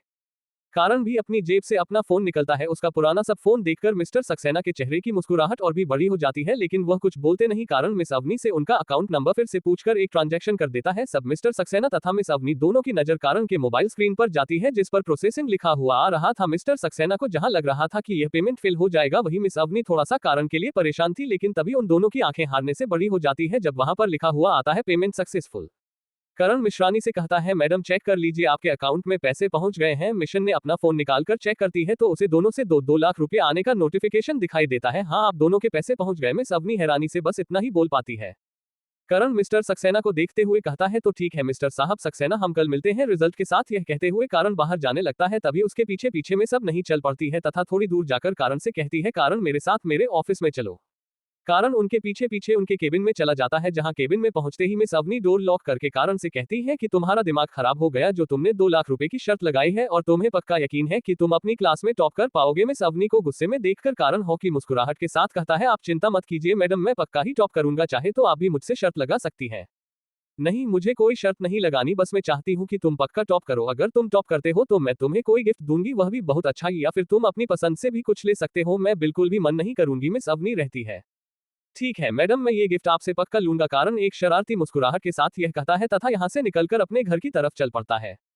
कारण अपने घर पहुंचकर देखता है तो उसकी मम्मी कहीं एड्रेस पड़ोस में गई हुई थी, इसलिए कारण कमरे के अंदर चला जाता है तथा इंटरनेट को स्क्रॉल करने लग जाता है। तभी उसके सामने कुछ एंटीक चीजों की फोटो दिखाई देती है, जिसे देखकर कारण के दिमाग में एक तरकीब आती है, क्यों रोमांटिक मार्केट से जाकर कुछ चीजों को खरीद कर उनका साफ करके बेचा जाए, क्या पता इससे मेरी किस्मत में कुछ और पैसे लिखा हूं। कारण अपनी आध्यात्मिक चेतना से किसी भी वस्तु की गुणवत्ता को जा सकता था, जिससे उसे पता चल जाता था कि कौन सी चीज पुरानी है या नहीं। कारण अभी है सब्सक्राइब कर ही रहा था, तभी उसकी मम्मी घर आ जाती है। अरे करण बेटा, तुम इतनी जल्दी आ गई? कारण को देखते हुए नीलम जी पूछता है। हाँ, वह मेरा एग्जाम जल्दी खत्म हो गया मम्मी, इसीलिए आ गया। अच्छा चलो आओ तो हम लंच करते हैं। ये कहते हुए कारण को वह अपने पास बुला लेती है तथा दोनों लोग खाना खाने लग जाते हैं। कारण खाना खाकर अपनी मम्मी से कहता है, मम्मी अभी मुझे बाजार में कुछ काम है, इसलिए मैं शाम तक घर वापस आ जाऊंगा। ठीक है बेटा, अपना ध्यान रखना। नीलम जी मुस्कुराते हुए कारण के सर पर हाथ फेरती है तथा उसे कुछ पैसे निकाल कर देते हुए कहते, ये लो कुछ बाहर खा लेना। कारण भी अपनी मम्मी के इस प्यार से जेस्चर को मन नहीं करता है तथा उनके हाथ से वह पैसे ले लेता है। कारण अपने घर से बाहर निकलता है तथा ऑटो पढ़कर ऑटो वाले से कहते हैं, चलो भैया मुझे बालिका सिटी के एंटीक मार्केट की तरफ छोड़ देना। तो क्यों जा रहा है कारण बालिका सिटी के एंटीक मार्केट में? और कैसी रहेगी कारण की किस्मत एंटीक चीजों के मामले में? जानने के लिए पढ़ते रहिए the immortal empire. CH8 antique market और 50 करोड़। 1 घंटे बाद करण वेलिका सिटी के एंटीक मार्केट में पहुंच जाता है। करण ऑटो वाले को पैसे देता है तथा खुद मार्केट के अंदर चला जाता है। करण जैसे ही मार्केट में घुसता है तब उसे दुकानदारों की आवाज आना शुरू हो जाती है, अरे भाई इधर लिए, मेरे पास सबसे एंटीक सामान मिलेगा, मेरी दुकान 100 साल पुरानी है, मेरे दादा पर दादा भी इसी दुकान को चलते आ रहे हैं। तभी दूसरा कहता है, अरे भाई वह झूठ बोल रहा है, उससे ज्यादा पुरानी दुकान तो मेरी है, मेरी दुकान 200 साल पुरानी है, मेरे पास सबसे प्राचीन सामान मिलता है। ऐसी ही आवाज चारों तरफ शोर मचा रही थी। ये दुकान में सड़क के दोनों तरफ बनी हुई थी तथा इनका सामान बाहर से ही दिखाई पड़ रहा था। कारण धीरे धीरे मार्केट में घूमने लगता है तथा आसपास की चीजों का निरीक्षण करने लगता है। करण की आध्यात्मिक चेतना किसी भी वस्तु के प्राचीन होने या ना होने का पता आसानी से लगा सकती थी। कारण अपनी चेतना से देखा है कि अधिकांश वास्तु में 10 साल या 15 साल पुरानी ही थी। करण घूमते घूमते एक दुकान के सामने पहुंचता है जहां पर भीड़ ने के बराबर थी। तभी उसका ध्यान एक अजीब से पत्थर पर जाता है, जिस कारण अपनी चेतना से भी न तो देख पा रहा था और न ही उसकी ऊर्जा महसूस कर पा रहा था। करण को केवल वह अपनी आंखों से ही दिखाई पड़ रहा था, चेतना से तो उसे ऐसा महसूस होता था जहां जैसे कि वहां पर कुछ हो ही ना। कारण दुकान में प्रवेश करता है तथा इधर उधर सामान देखने का नाटक करता है, क्योंकि उसे पता था कि अगर वह सीधे ही उसे वस्तु को उठाएगी तो दुकानदार उसकी कीमत को बहुत ज्यादा बढ़कर बताया। इसलिए कारण इधर उधर घूमकर देखता है तथा कुछ सस्ते से सामान को उठना है। वह एक कांसे की प्लेट थी।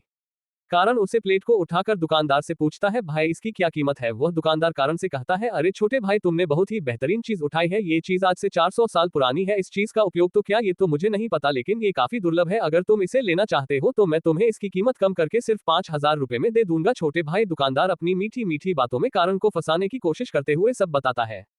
नहीं बड़े भाई, तुम इसकी कीमत कुछ ज्यादा ही मांग रहे हो। यह वस्तु 5000 रुपए की कीमत की तो नहीं लगती। करण ने दुकानदार को थोड़ा सा परेशान करते हुए कहा।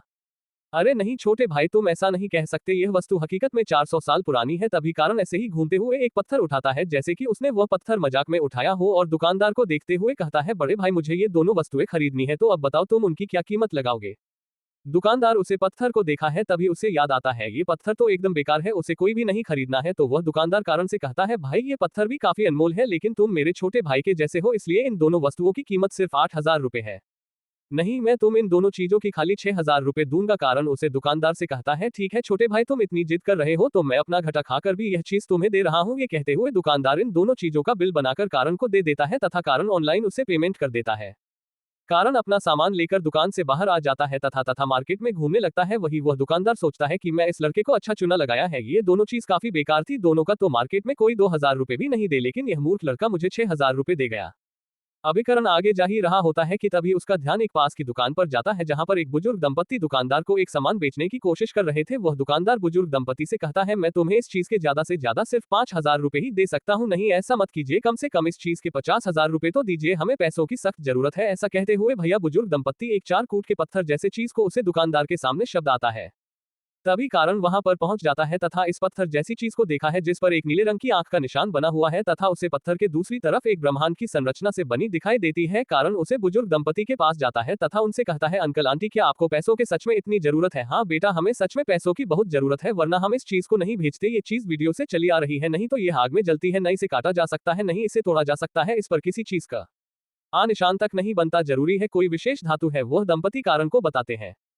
ठीक अंकल आंटी, मैं इस चीज को आपसे 50,000 रुपए में खरीद सकता हूँ। मुझे इस चीज का इस्तेमाल तो नहीं पता है, लेकिन अगर आपको पैसों की इतनी जरूरत है तो यह चीज आप मुझे भेज सकते हैं। करण 50,000 रुपए बुजुर्ग दंपति को ट्रांसफर करता है तथा वह आठ जैसी चीज को लेकर अपने बैग में डाल लेता है।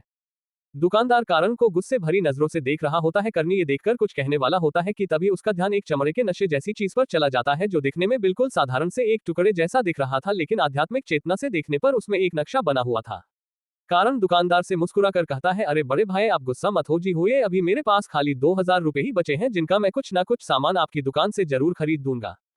वह दुकानदार इतनी कम पैसे की बात सुनकर वैसे ही नखरे से कहता है, मेरी दुकान में ऐसा कोई सामान ही नहीं है जो इतना सस्ता हो। ठीक है बड़े भाई, मेरे पास अभी ज्यादा पैसे तो नहीं है, लेकिन अगर कभी मेरे पास ज्यादा पैसे होंगे तब मैं कोई ना कोई सामान आपके पास खरीदने जरूर आऊंगा। वैसे मुझे ये चमड़े का टुकड़ा दिखने में कुछ ज्यादा कीमती तो नहीं लग रहा, अगर आप चाहे तो 2000 रुपए में मुझे ये बेच सकते हैं। कारण उसे दुकानदार को एक सुझाव देने का नाटक करते हुए कहता है। वह दुकानदार भी सोचता है कि यह चीज वैसे भी कई सालों से ऐसे ही पड़ी है, न कोई इसे खरीद रहा है, इसे तो कोई 1 रुपया में बिना लेकर जाए, क्यों ना मैं इसे ये भेज देता हूँ। वह कहता है, ठीक है छोटे भाई, तुम ये ले जा सकते हो और भविष्य में मेरी दुकान पर आना नहीं भूलना। ये कहते हुए कारण को वह 2000 रुपए में बेच देता है। कारण उसे टुकड़े को लपेटकर अपने बैग में डाल लेता है तथा उसे दुकानदार से बाहर निकल जाता है। करण यूं ही टहलते टहलते एक रेस्टोरेंट के अंदर जाता है तथा ऑर्डिनरी एरिया में बैठकर खाना ऑर्डर करता है। कुछ ही देर में कारण का खाना आ जाता है तथा कारण उसे खाने को खाने लगता है। खाना खत्म करने के बाद कारण वेटर को बिल लाने को कहता है। वेटर बिल लेकर आता है तथा कारण बिल पे करने के बाद वॉशरूम की तरफ चला जाता है। कारण वॉशरूम उसे करके बाहर आकर अपने हाथ धो ही रहा होता है कि तभी उसका ध्यान बगल में खड़े आदमी पर जाता है। उसे आदमी के बॉडी के अंदर कुछ प्रॉब्लम हो रही थी तथा वह आदमी वॉश बेसिन का सहारा लिए हुए खड़ा था।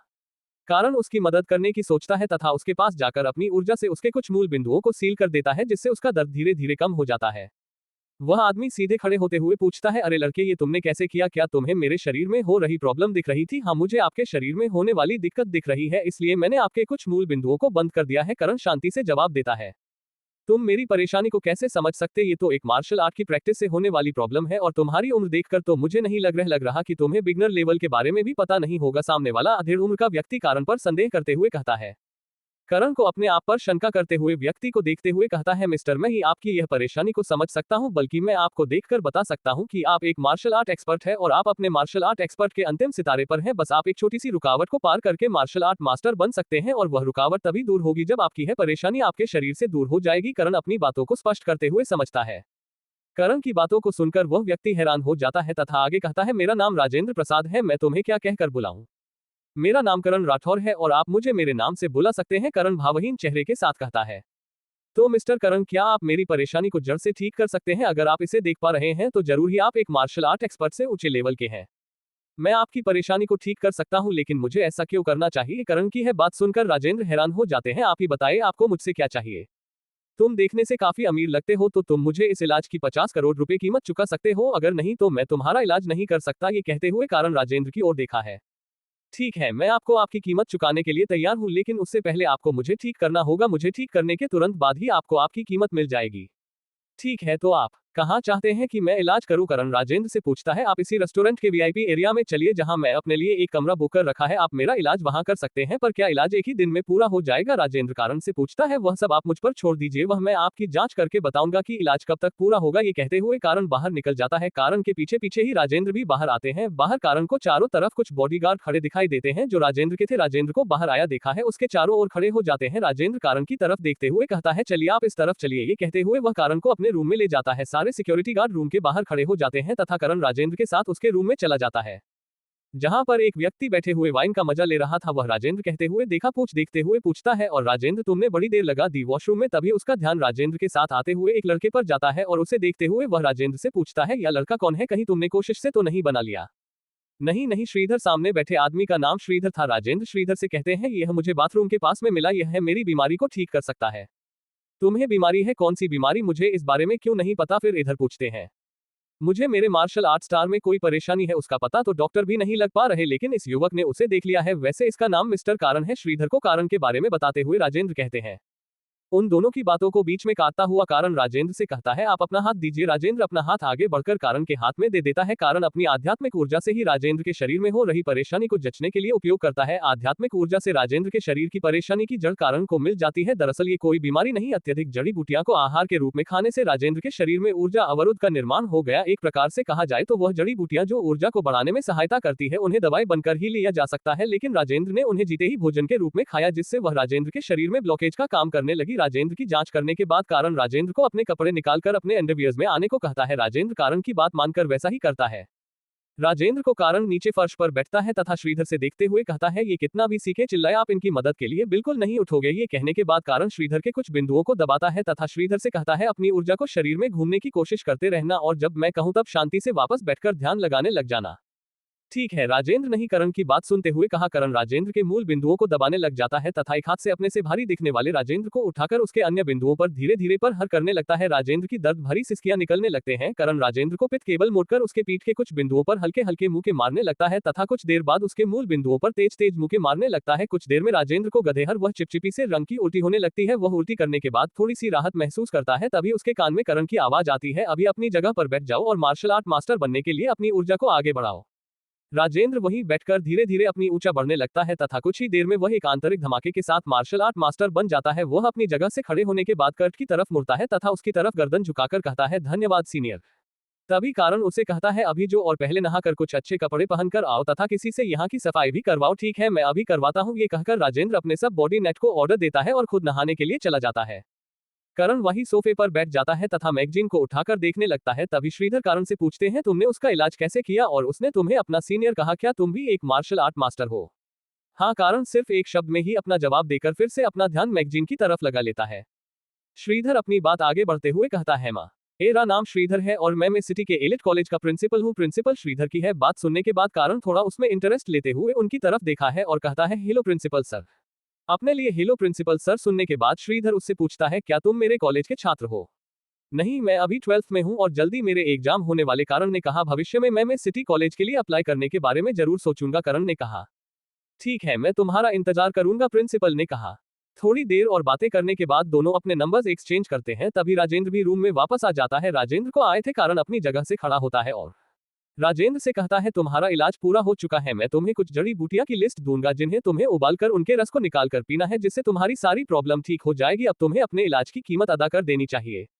जी सीनियर कहते हुए राजेंद्र कारण से उसके अकाउंट डिटेल्स लेता है तथा कुछ ही देर में 50 करोड़ रुपए उसके अकाउंट में ट्रांसफर कर देता है। कुछ ही देर में करण के फोन पर पैसे रिसीव होने का मैसेज आ जाता है। मैसेज देखने के बाद कारण राजेंद्र से कहता है ठीक है अब मुझे यहाँ से चलना चाहिए। तभी राजेंद्र उसे रोकते हुए कहता है रुक सीनियर, क्या आप मुझे अपना शिष्य बन सकते हैं? ये कहते हुए राजेंद्र अपने घुटनों के बल बैठ जाता है। अपने दोस्त को घुटनों के बाल बैठे हुए देखकर श्रीधर भी हैरान हो जाता है। ठीक है, इस बारे में हम भविष्य में सोचेंगे। ये कहते हुए करण राजेंद्र को खड़े होने के लिए कहता है। कुछ देर तीनों बैठकर आपस में बातें करते हैं तथा कॉन्टैक्ट एक्सचेंज करते हैं।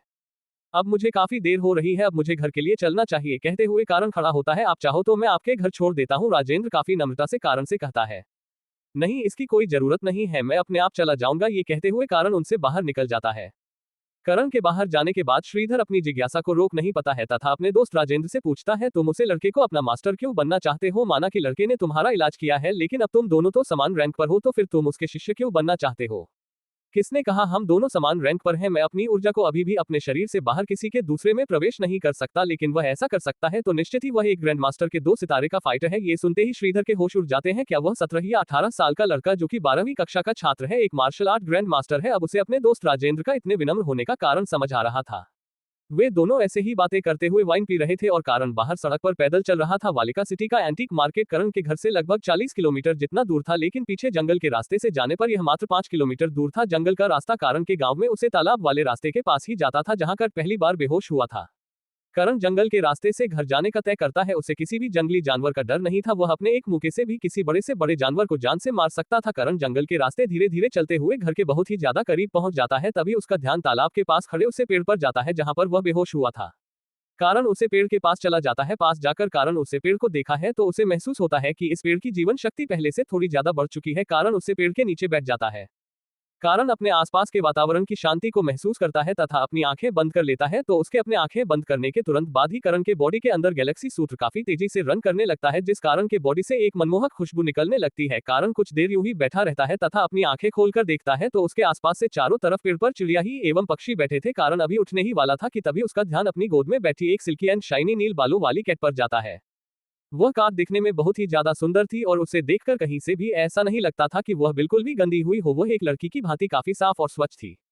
कारण उसे बिल्ली को अपने हाथ में उठाकर अपने चेहरे के सामने लाता है और उसे देखते हुए कहता है तो ना नी शैतान, तुम मेरी गोद में क्या कर रही थी? करण की है बात सुनकर वह बिल्ली अपनी आंखें दाएं बाएं घूमने लग जाती है जैसे कि वह करण के द्वारा अपनी चोरी पके जाने पर कर रही हो। बिल्ली की इस हरकत पर करण मुस्कुरा देता है तथा उसे बिल्ली को नीचे जमीन पर रख देता है और खुद खड़ा होकर घर की तरफ चलने लगता है। अभी वातावरण में हल्का अंधेरा होने लगा था, तभी कारण अपनी पीछे किसी के आने की आवाज सुनता है। जब वह मुड़कर देखा है तो वह नीली रंग की बिल्ली करण के पीछे पीछे आ रही थी। क्या तुम्हें अब जंगल में नहीं रहना? तुम मेरे साथ रहना चाहती हो? कारण उसे बिल्ली को देखते हुए उत्सुकता से पूछता है। करण की यह बात सुनकर वह बिल्ली तुरंत अपनी गर्दन हाँ में हिलती है जैसे कि व्याकरण की बात को समझ गई हो और उछलकर कारण के कंधे पर बैठ जाती है। ये देखकर कारण थोड़ा सा हैरान हो जाता है तथा उसे बिल्ली को अपने कंधे से उठाकर अपनी गोद में लेकर घर की तरफ चल पड़ता है। अभी तक कारण अपने घर के कुछ पास पहुंच चुका था, तभी उसका ध्यान अपने घर की तरफ जाता है और वह हैरान हो जाता है। ऐसा क्या हुआ करण के घर के सामने जो कारण हो जाता है? हैरान जानने के लिए पढ़ते रहिए द इमोर्टल अंपायर। CH9 नीली बिल्ली और विजय से मुलाकात।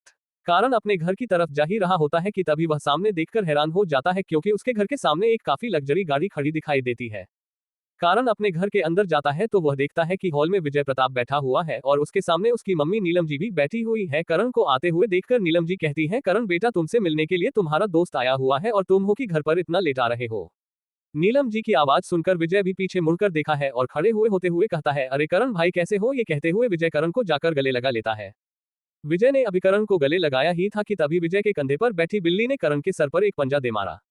आउच बेवकूफ बिल्ली, तुमने मुझे क्यों मारा? विजय बिल्ली को देखते हुए कहता है। अरे वही, ये तो काफी सुंदर बिल्ली है और इसके बाल भी काफी यूनिक है। नीलम जी भी बिल्ली को देखते हुए कहती है हाँ मॉम, यह मुझे रास्ते में मिली थी और अब मैं इसे अपने पेट बनाकर रखूंगा। कारण एक छोटा सा एक्सप्लेनेशन देते हुए कहता है ठीक है, तुम दोनों बैठकर बातें करो, मैं तब तक डिनर की तैयारी करती हूँ। कहते हुए नीलम जी रसोई में चली जाती है। नीलम जी के जाने के बाद कारण विजय की ओर देखते हुए पूछता है बताओ विजय, मेरे घर आना कैसे हुआ? मैंने कहा था ना कि तुम मुझे स्कूल में भी मिल सकते हो। वह बड़े भाई मैं कल आपके स्कूल गया था लेकिन जब मैं लड़कों से आपके बारे में पूछा तो किसी को कुछ पता ही नहीं था और जिस किस को थोड़ा बहुत भी पता था वह कह रहा था कि तुम सिर्फ स्कूल में 8 महीने बाद एग्जाम देने के लिए ही आए हो, इसलिए मुझे लगा कहीं तुम फिर से स्कूल से गायब हो गए तो मैं तुम्हें कहाँ ढूंढ लूंगा, इसलिए मैं स्कूल से तुम्हारा एड्रेस लेकर तुमसे मिलने के लिए तुम्हारे घर ही आ गया। ठीक है, तुम अब मुझसे मिली हो तो तुम मेरे फोन नंबर ले लो और जब भी तुम्हें मेरी जरूरत हो तो मुझे कॉल कर लेना। वह बड़े भाई नंबर तो मुझे अभी दे दो लेकिन कल तुम्हें मेरे साथ में सिटी चलना पड़ेगा, विजय ने कारण से कहा। मैं सिटी पर क्यों? कारण ने विजय से पूछा। वह जो भी काम है मुझे तुमसे वह भी वह में सिटी में ही होगा, विजय ने कहा। ठीक है, तुम्हें स्कूल से मुझे छुट्टी दिलानी होगी तथा मुझे लेकर भी जाना होगा और इस बारे में मेरे घर वालों को भी पता नहीं चलना चाहिए। अगर तुम ये सब अरेंज कर सकते हो तो मैं तुम्हारे साथ में सिटी चलने के लिए तैयार हूँ, करण ने विजय से कहा। ठीक है बड़े भाई, तो कल शाम को हम में सिटी के लिए निकलेंगे, विजय ने कहा और अपनी जगह से खड़ा हो गया। तो अभी मैं चलता हूँ, ये कहते हो विजय घर से बाहर निकल गया। करण ने भी उसे रोक नहीं। अरे तुम्हारा दोस्त कहाँ चला गया? बहुत ही अच्छा लड़का था, नीलम जी ने बाहर आते हुए पूछा। वह अपने किसी अर्जेंट कॉल की वजह से जल्दी चला गया, वह फिर कभी डिनर कर लेगा हमारे साथ, यह कहते हुए कारण डाइनिंग एरिया में जाकर बैठ गया। तभी बाहर से हरजी भी आ गए, सभी लोग एक साथ बैठकर डिनर करने लगे। कारण ने अपनी बिल्ली के लिए भी थोड़ा सा खाना निकाल कर रख दिया। कैट ने वह खुशी खुशी खा लिया तथा अपना खाना पूरा करके काट कारण की गोद में आंखें बंद करके बैठ गई। सभी ने अपना डिनर पूरा कर लिया और अपने अपने रूम में सोने के लिए जाने लगे। कारण भी बिल्ली को लेकर अपने कमरे में आ गया और उसे देखते हुए कहा, आज से तुम्हारा नाम निक्की होगा, निक्की होगा और तुम अब से मेरे साथ ही रहोगी, कारण ने निक्की को देखते हुए कहा। करण ने अपने रूम में एक टेबल को साफ कर उसे पर कुछ कपड़े बेचकर कैट को वहां सोने के लिए कहा और अपने बिस्तर पर जाकर लेट गया। करण को शर्टलेस सोने की आदत थी, कारण एक ट्राउजर उठाकर अपने कपड़े चेंज करता है और विदाउट शर्ट ही अपने बिस्तर पर लेट जाता है। अभी करण की आंखें हल्की हल्की ही लगी थी कि तभी अपने ऊपर उसे कुछ महसूस होता है। कारण अपनी आंखें खोलकर देखता है तो वह नीले रंग की बिल्ली करण की शर्टलेस बॉडी पर चिपक कर सो रही थी। कारण भी उसे अपने ऊपर सोने देता है तथा उसे धीरे धीरे सहलाते हुए खुद भी सो जाता है। करण के सोते ही वह बिल्ली अपनी आंखें खोलता है और करण के लिप्स को धीरे से अपनी जीभ से चाटती है और अपना मुंह कारण की गर्दन में छुपा कर सो जाती है।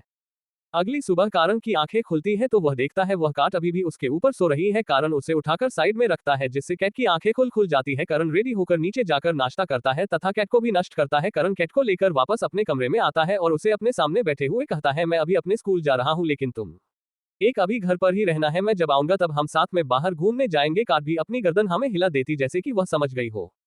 कारण उसे वहीं छोड़कर अपना बैग उठाकर देखता है तो उसे कल वाला एंटीक मार्केट से लाया हुआ सामान दिखता है जिसे निकलकर वह अलमारी में रख देता है तथा अपने बैग में कुछ बुक्स डालकर नीचे हॉल में आ जाता है। तभी हर्ष जीव से बोलते हैं, कारण बेटा सुनो। हाँ पापा कहिए, कारण उनसे पूछता है। तुम्हारे स्कूल से कॉल आया है कि आज शाम को तुम्हारा कॉलेज तुम्हें 1 या 2 दिन के लिए तौर पर लेकर जा रहा है और उन्होंने कहा है कि तुम भी जाने वाले हो। जी, करण कहता है। कुछ देर दोनों में नॉर्मल बातें होती हैं, फिर कारण अपने स्कूल के लिए ऑटो पकड़कर निकल जाता है। कुछ ही देर में कारण स्कूल में पहुंच जाता है। ऑटो वाले के पैसे देकर कारण अपने क्लास में जाकर बैठ जाता है। क्लास में चारों तरफ निगाहें घूमकर कारण देखा है तो सभी बच्चे उसे नर्वस नजर आते हैं क्योंकि आज प्री टेस्ट का रिजल्ट आने वाला था और कर ज्यादा चिंता नहीं करते हुए अपनी चेयर पर कर लगाकर आंखें बंद कर लेता है। अभी करण को आंखें बंद किए हुए कुछ ही देर हुई थी कि तभी स्कूल का पीओ करण को स्टाफ रूम में बुलाने के लिए आ जाता है। क्यों बुलाया गया है कारण को स्टाफ रूम में और कैसा रहेगा कारण का रिजल्ट जानने के लिए पढ़ते रहिए the immortal umpire. CH10 result, किस और चेस का मैच। पियून कारण को स्टाफ रूम में बुलाने के लिए आता है। कारण अपनी सीट से खड़ा होकर पियो के पीछे पीछे स्टाफ रूम की ओर चल देता है। वहीं स्टाफ रूम में सभी टीचर्स बैठे हुए सिर्फ एक बच्चे के रिजल्ट को ही देख रहे थे, कोई किसी से बात नहीं कर रहा था। तभी स्टाफ रूम का दरवाजा लॉक होता है, अंदर से मिस अवनी रहती है। कमिंग करण अंदर आ जाता है और मिस होने को देखते हुए बोलता है, बताइए टीचर क्या हुआ, मुझे किस लिए बुलाया गया। अभी मिस अवनीकरण का कुछ जवाब देती उससे पहले ही स्टाफ रूम में प्रिंसिपल सर भी आ जाते हैं। प्रिंसिपल जाकर अपनी सीट पर बैठ जाता है तथा कारण को देखते हुए कहता है, कारण मुझे और मिस अवनी को छोड़कर बाकी सभी का मानना है कि तुमने एग्जाम में नकल करके इतना स्कोर लाया है। क्या बकवास है ये, कारण तपाक से कहा। मैं नकल नहीं की और नकल करता भी कैसे, हमारी क्लास में CCTV लगा हुआ है, आप देख सकते हैं कि मैं नल की है या नहीं। वैसे मेरा स्कोर कितना आया है? तुम्हें प्री टेस्ट में फुल नंबर मिले हैं, प्रिंसिपल ने कारण से कहा। तुमने किसी न किसी तरह से नकल तो की है, वरना 5 घंटे के पेपर को 3 घंटे में कोई पूरा नहीं कर सकता और वह भी फुल मार्क्स के साथ साथ। सी ने कहा, सॉरी मिस्टर सक्सेना ने कहा, यक सर मैंने कोई भी नकल नहीं की और अगर कोई टीचर चाहता है कि मैं ये बात प्रूव करूं तो वह मुझे एक शर्त लगा सकता है। अगर मैंने अप्रूव कर दिया कि मैं नकल नहीं की तो उसे मुझे 1 लाख रुपए देने होंगे, करण ने थोड़ा कुटिलता के साथ कहा। मैथ वाले सर कहते हैं, ठीक है मैं तैयार हूँ 1 लाख रुपए के साथ लगाने के लिए, और वह अपने पास से एक पेपर निकाल कर देते हैं और कहते तुम इसे सॉल्व कर दो तो हम सभी टीचर्स मान लेंगे कि तुमने फुल मार्क्स अपनी मेहनत से लाए हैं। करण कहता है ठीक है, और यह कहते हुए वह पेपर ले लेता है और 10 मिनट के अंदर ही उसे पेपर के 3 सवालों को सॉल्व करके मैथ के टीचर को दे देता है। मैथ के टीचर उन सभी के सही आंसर देखकर शॉक में हो जाते हैं तथा कारण से कहते हैं, ये तुमने कैसे किया, ये तो यूनिवर्सिटी लेवल के सवाल है, किसी का क्या मतलब होता है, मैंने पढ़ाई की है और मुझे ये करना आता है इसलिए किया, कारण ने उन्हें सटीक जवाब देते हुए कहा। फिर वही मिस अवनी की तरफ मुड़ता है और कहता है, मिस अवनी आपके पास मेरे 4 लाख रुपए हैं तथा मैथ वाले सर से भी 1 लाख रुपए लेकर आप मुझे ट्रांसफर कर देना। फिर कारण प्रिंसिपल सर की ओर मुड़ता है और कहता है, सर मैंने कोई भी चीटिंग नहीं की तथा ये स्कोर मैं अपनी मेहनत से लेकर आया हूं, तो क्या अब मैं बाहर जा सकता हूं? कारण तुम्हें तुम्हारे किसी दोस्त के साथ कहीं बाहर जाना है, क्या तुम्हें याद है? प्रिंसिपल ने कारण से पूछा, हाँ सर मुझे याद है, और उसके लिए आपने जो व्यवस्था की है वह भी काफी सही है। ठीक है, तो तुम 2 दिन बाद वापस अपने घर आ जाना, क्योंकि मैं सिर्फ 2 दिन के लिए ही तुम्हारे घर पर बात की है और फिर 4 दिन बाद मैंने एग्जाम भी स्टार्ट होने वाले हैं, प्रिंसिपल ने कहा। थैंक यू सर आपकी हेल्प के लिए, करण ने कहा और ऑफिस रूम से बाहर आ जाता है। उसके पीछे पीछे मिस अवनी भी बाहर आ जाती है और कारण से कहती है, ठीक है तुमने टॉप किया है, बताओ तुम्हें क्या गिफ्ट चाहिए? ये गिफ्ट मैं फिर किसी और दिन ले लूंगा, लेकिन अभी के लिए आप मुझे लंच कर सकती हैं, कारण ने मुस्कुराहट के साथ मिस अवनी से कहा। कुछ देर बाद एक लड़का और लड़की आमने सामने रेस्टोरेंट के विप रूम में बैठे हुए थे। यह मिस अवनी तथा कारण ही थे। आप काफी अच्छी जगह लेकर आए हैं मुझे टीचर, करण ने मिस अवनी से कहा। तुम मुझे बाहर मेरे नाम से बुला सकते हो, मैं तुमसे इतनी भी ज्यादा बड़ी नहीं हूं कि मुझे तुम्हें टीचर का कर बुलाना पड़े, मिस अवनी ने कारण से कहा। ठीक है, करण ने थोड़ी सी मुस्कुराहट के साथ कहा। तभी दरवाजे से वेटर अंदर आता है और बोलता है, सर और मैं ऑर्डर प्लीज। करण और अवनी अपने अपने हिसाब से डिशेज ऑर्डर करते हैं। कुछ देर में दोनों का लंच आ जाता है तथा दोनों खाना खाने लग जाते हैं। खाना खाते खाते मिस अवनी कारण के बारे में बहुत कुछ पूछता है। कारण उसे अपने बारे में सामान्य जानकारी दे देता है। खाना खत्म हो जाता है, तभी वेटर बिल लेकर आता है तथा मिस अवनी बिल को चुका देती है। अभी करण अपनी जगह पर खड़ा ही हुआ था कि तभी अवनी रहती है, बैठो कारण मुझे तुमसे कुछ बात करनी है। हाँ बोलो अपनी, क्या हुआ? करण ने अवनी को नाम से पुकारते हुए कहा। उसे दिन के लिए थैंक यू, तुमने मेरी और मेरी मॉम की एक्सीडेंट में हेल्प की, तुम्हारी वजह से ही उनका हाथ सही हो पाया, उसके लिए थैंक यू। मिस अवनी कारण के सामने अपना सर झुकाकर खड़ी थी और नीचे गर्दन का कहीं बोल रही थी।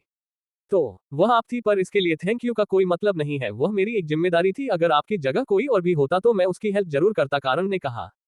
पर फिर भी तुम्हारा उसके लिए थैंक यू। ये कहते हुए मिस अवनी अपनी जगह की तरफ जा ही रही थी कि तभी उनका पैर मुड़ जाता है और वह गिरने लगते हैं। कारण भी मिस अवनी को बचाने के लिए उनको पकड़ता है और अपनी तरफ खींच लेता है। मिस अवनी करण के सीने से आकर टकराती है। करण की उम्र भले ही अभी 18 साल हुई है, लेकिन उसकी हाइट काफी अच्छी खासी है। मिस अवनी के टकराने से कारण अपना संतुलन नहीं बन पाता है, उर्मी सावनी को अपनी बाहों में पड़े हुए ही गिर जाता है। मिस अवनी तथा कारण दोनों जमीन पर पड़े हुए थे। गिरने की वजह से मिस अवनी के होंठ करण के होठों पर टिक जाते हैं। कारण अपने होठों पर नर्म मुलायम गुलाब की पंखुड़ियां जैसे फोटो का स्पर्श पाकर कुछ समय के लिए सब कुछ भूल जाता है। ये स्थिति ही मिस अवनी की हो जाती है, उनका दिमाग भी एकदम से ब्लैक हो जाता है। पर उन्हें कारण के होठों का टेस्ट थोड़ा अच्छा लग रहा था, इसलिए मिस अवनी अपनी आंखें बंद करती है तथा धीरे धीरे कारण को किस करना स्टार्ट कर देती है। अवनी किस तरह किस करने पर कारण भी हैरान हो जाता है, लेकिन वह ज्यादा नहीं सोते हुए मिस अवनी को किसका रिस्पांस देने लग जाता है। अभी दोनों किस कर ही रहे थे कि तभी बाहर से वेटर दरवाजा लॉक करते हुए कहता है, क्या आप लोग ठीक है? मुझे अभी कुछ गिरने की आवाज आई। वेटर की आवाज से दोनों होश में आते हैं तथा जल्दी से अपनी अपनी जगह खड़े हो जाते हैं। तभी वेटर भी दरवाजा खोलकर अंदर आ जाता है और उनसे फिर से पूछता है, क्या हुआ? कुछ गिर गया क्या? नहीं, सब कुछ ठीक है, तुम जा सकते हो, मिस अवनी ने तुरंत वेटर से कहा। वेटरन वहां से बाहर चला जाता है और दरवाजा वापस से बंद हो जाता है। अवनी का चेहरा शर्म से लाल हो रखा था, वही कारण भी काफी ऑकवर्ड महसूस कर रहा था और अपने मन में सोचता है, मैं अवनी को किस कैसे कर सकता हूँ, मुझे अपने आप को कंट्रोल में रखना चाहिए था। पर कुछ भी कहो, मिस अवनी के होठों का टेस्ट बहुत ही लाजवाब है। अभी करण ये सब सो ही रहा था कि तभी उसे मिस अवनी के उसके पास आने की आवाज सुनाई देती है। करण को लगता है कि मिस साहनी उसे चांटा मारने के लिए आ रही है, इसलिए वह तुरंत ही बोल पड़ता है, मैडम जो भी हुआ गलती से हो गया, प्लीज मुझे माफ कर दीजिए, कारण तुरंत कहता है और ऊपर की ओर अपना मुंह कर लेता है। करण देखा है मिस अवनी अभी भी उसकी तरफ चलते हुए आ रहे हैं। अवनी करण के पास पहुंचती है तथा अपना हाथ बढ़ती है। कारण को लगता है कि वह चांटा मारने वाली है, इसलिए अपनी आंखें बंद कर लेता है, लेकिन तभी उसे अपने होठों पर मुलायम सी उंगलियों का एहसास होता है। वह आंखें खोलकर देखता है तो भी सब नहीं, उसके होठों पर अपनी उंगलियां फेर रही थी। मिस अवनी रहती है, डरो मत, मैं बस तुम्हारे होठों पर लगी लिपस्टिक हटा रही हूँ। ये कहते हुए व्याकरण के होठों से अपनी लिपस्टिक हटा देती है तथा अपने होठों पर फैली हुई लिपस्टिक को भी सही करने लग जाती है। इसके बाद वह अपने कपड़े सही करती है तथा कारण के कपड़ों को भी हल्का सा चिढ़ा देती है, जिससे फर्श पर लगी हल्की फुल्की डस्ट भी दूर हो जाती है।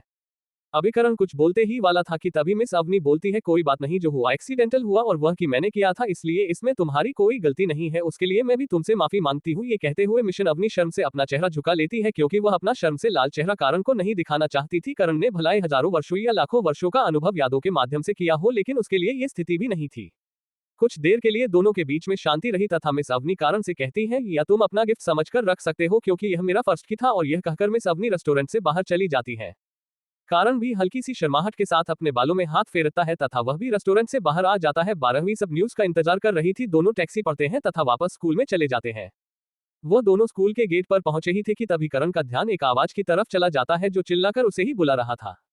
करण विजय के पास जाते हैं तो विजय कहता है चलो मैं तुम्हारे स्कूल की प्रिंसिपल से बात कर लिया है और उन्होंने घर पर भी कुछ बहाना बनाने के लिए बना लिया है, तो अब तुम मेरे साथ चल सकते हो। करण उसकी एक साथ में इतना बोलते हुए देखकर कहता है अरे रुक जा मेरे भाई, रुक जा, आराम से बोल ले।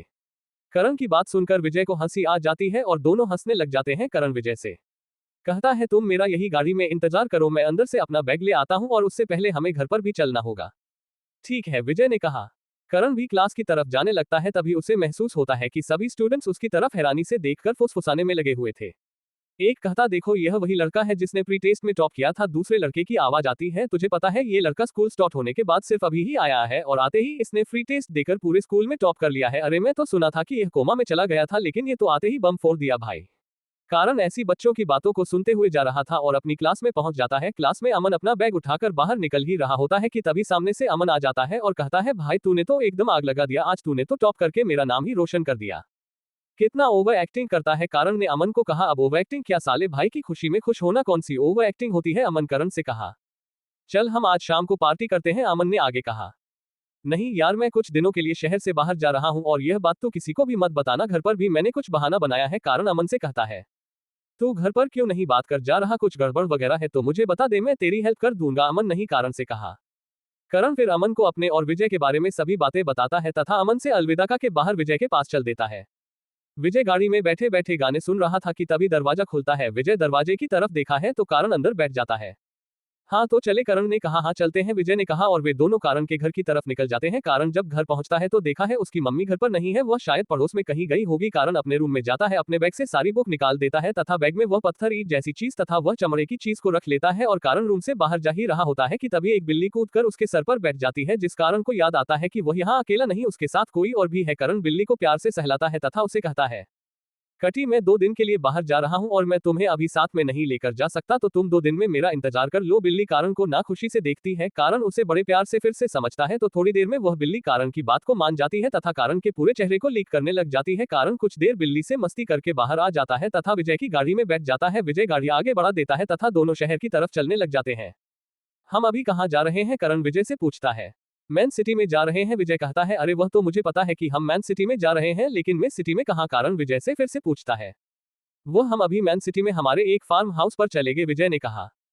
ठीक है, तो तुम मुझे अभी बता सकते हो कि हम क्यों जा रहे हैं, करण ने पूछा।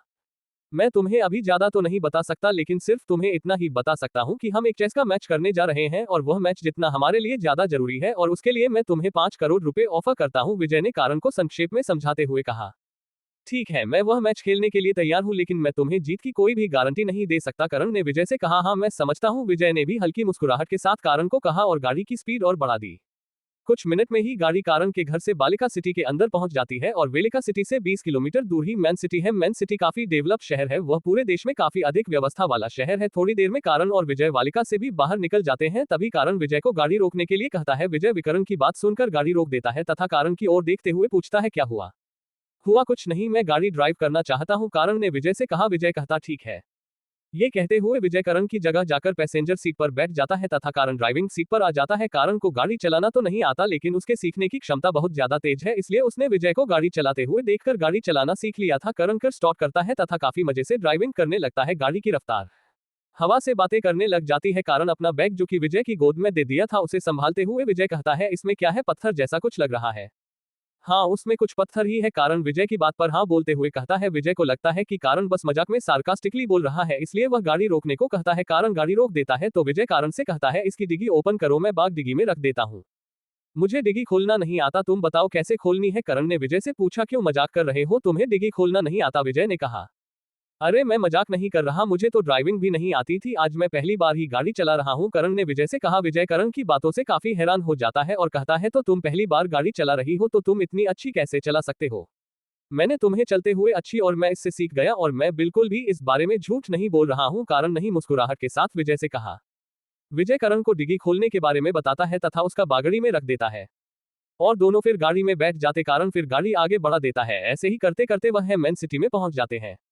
अब गाड़ी विजय ड्राइव कर रहा था क्योंकि उसे अपने फार्म हाउस का रास्ता मालूम था, लेकिन तभी विजय का फोन बजता है जो उसके बड़े भाई सूर्य प्रताप का था। फोन में विजय को आवाज आती है और वह आवाज विजय से कहती है विजय तुम फार्म हाउस नहाकर हमारी बनाई हुई लेटेस्ट समिति के सबसे बड़े हाउस पर आ जाओ और तुम अपने साथ उसे प्लेयर को लेकर आए हो ना, जिसकी तारीफ तुम कर रहे थे। हाँ भाई, मैं अपने साथ उसे प्लेयर को लेकर आया हूँ और हम 20 मिनट में वहां पहुंच जाएंगे, विजय ये कहते हुए फोन काट देता है। क्या हुआ, हम तुम्हारे फार्म हाउस नहीं जा रहे क्या? कारण ने विजय से पूछा। नहीं, हम अभी फार्म हाउस नहीं जा रहे, हम सीधे पूर्व सोसाइटी में जा रहे हैं क्योंकि यह मैच फार्म हाउस पहले होकर उसे समिति के एक विला में होगा, विजय करण को समझाते हुए कहता है तथा अपनी गाड़ी को पूर्व है समिति की तरफ ले चलता है।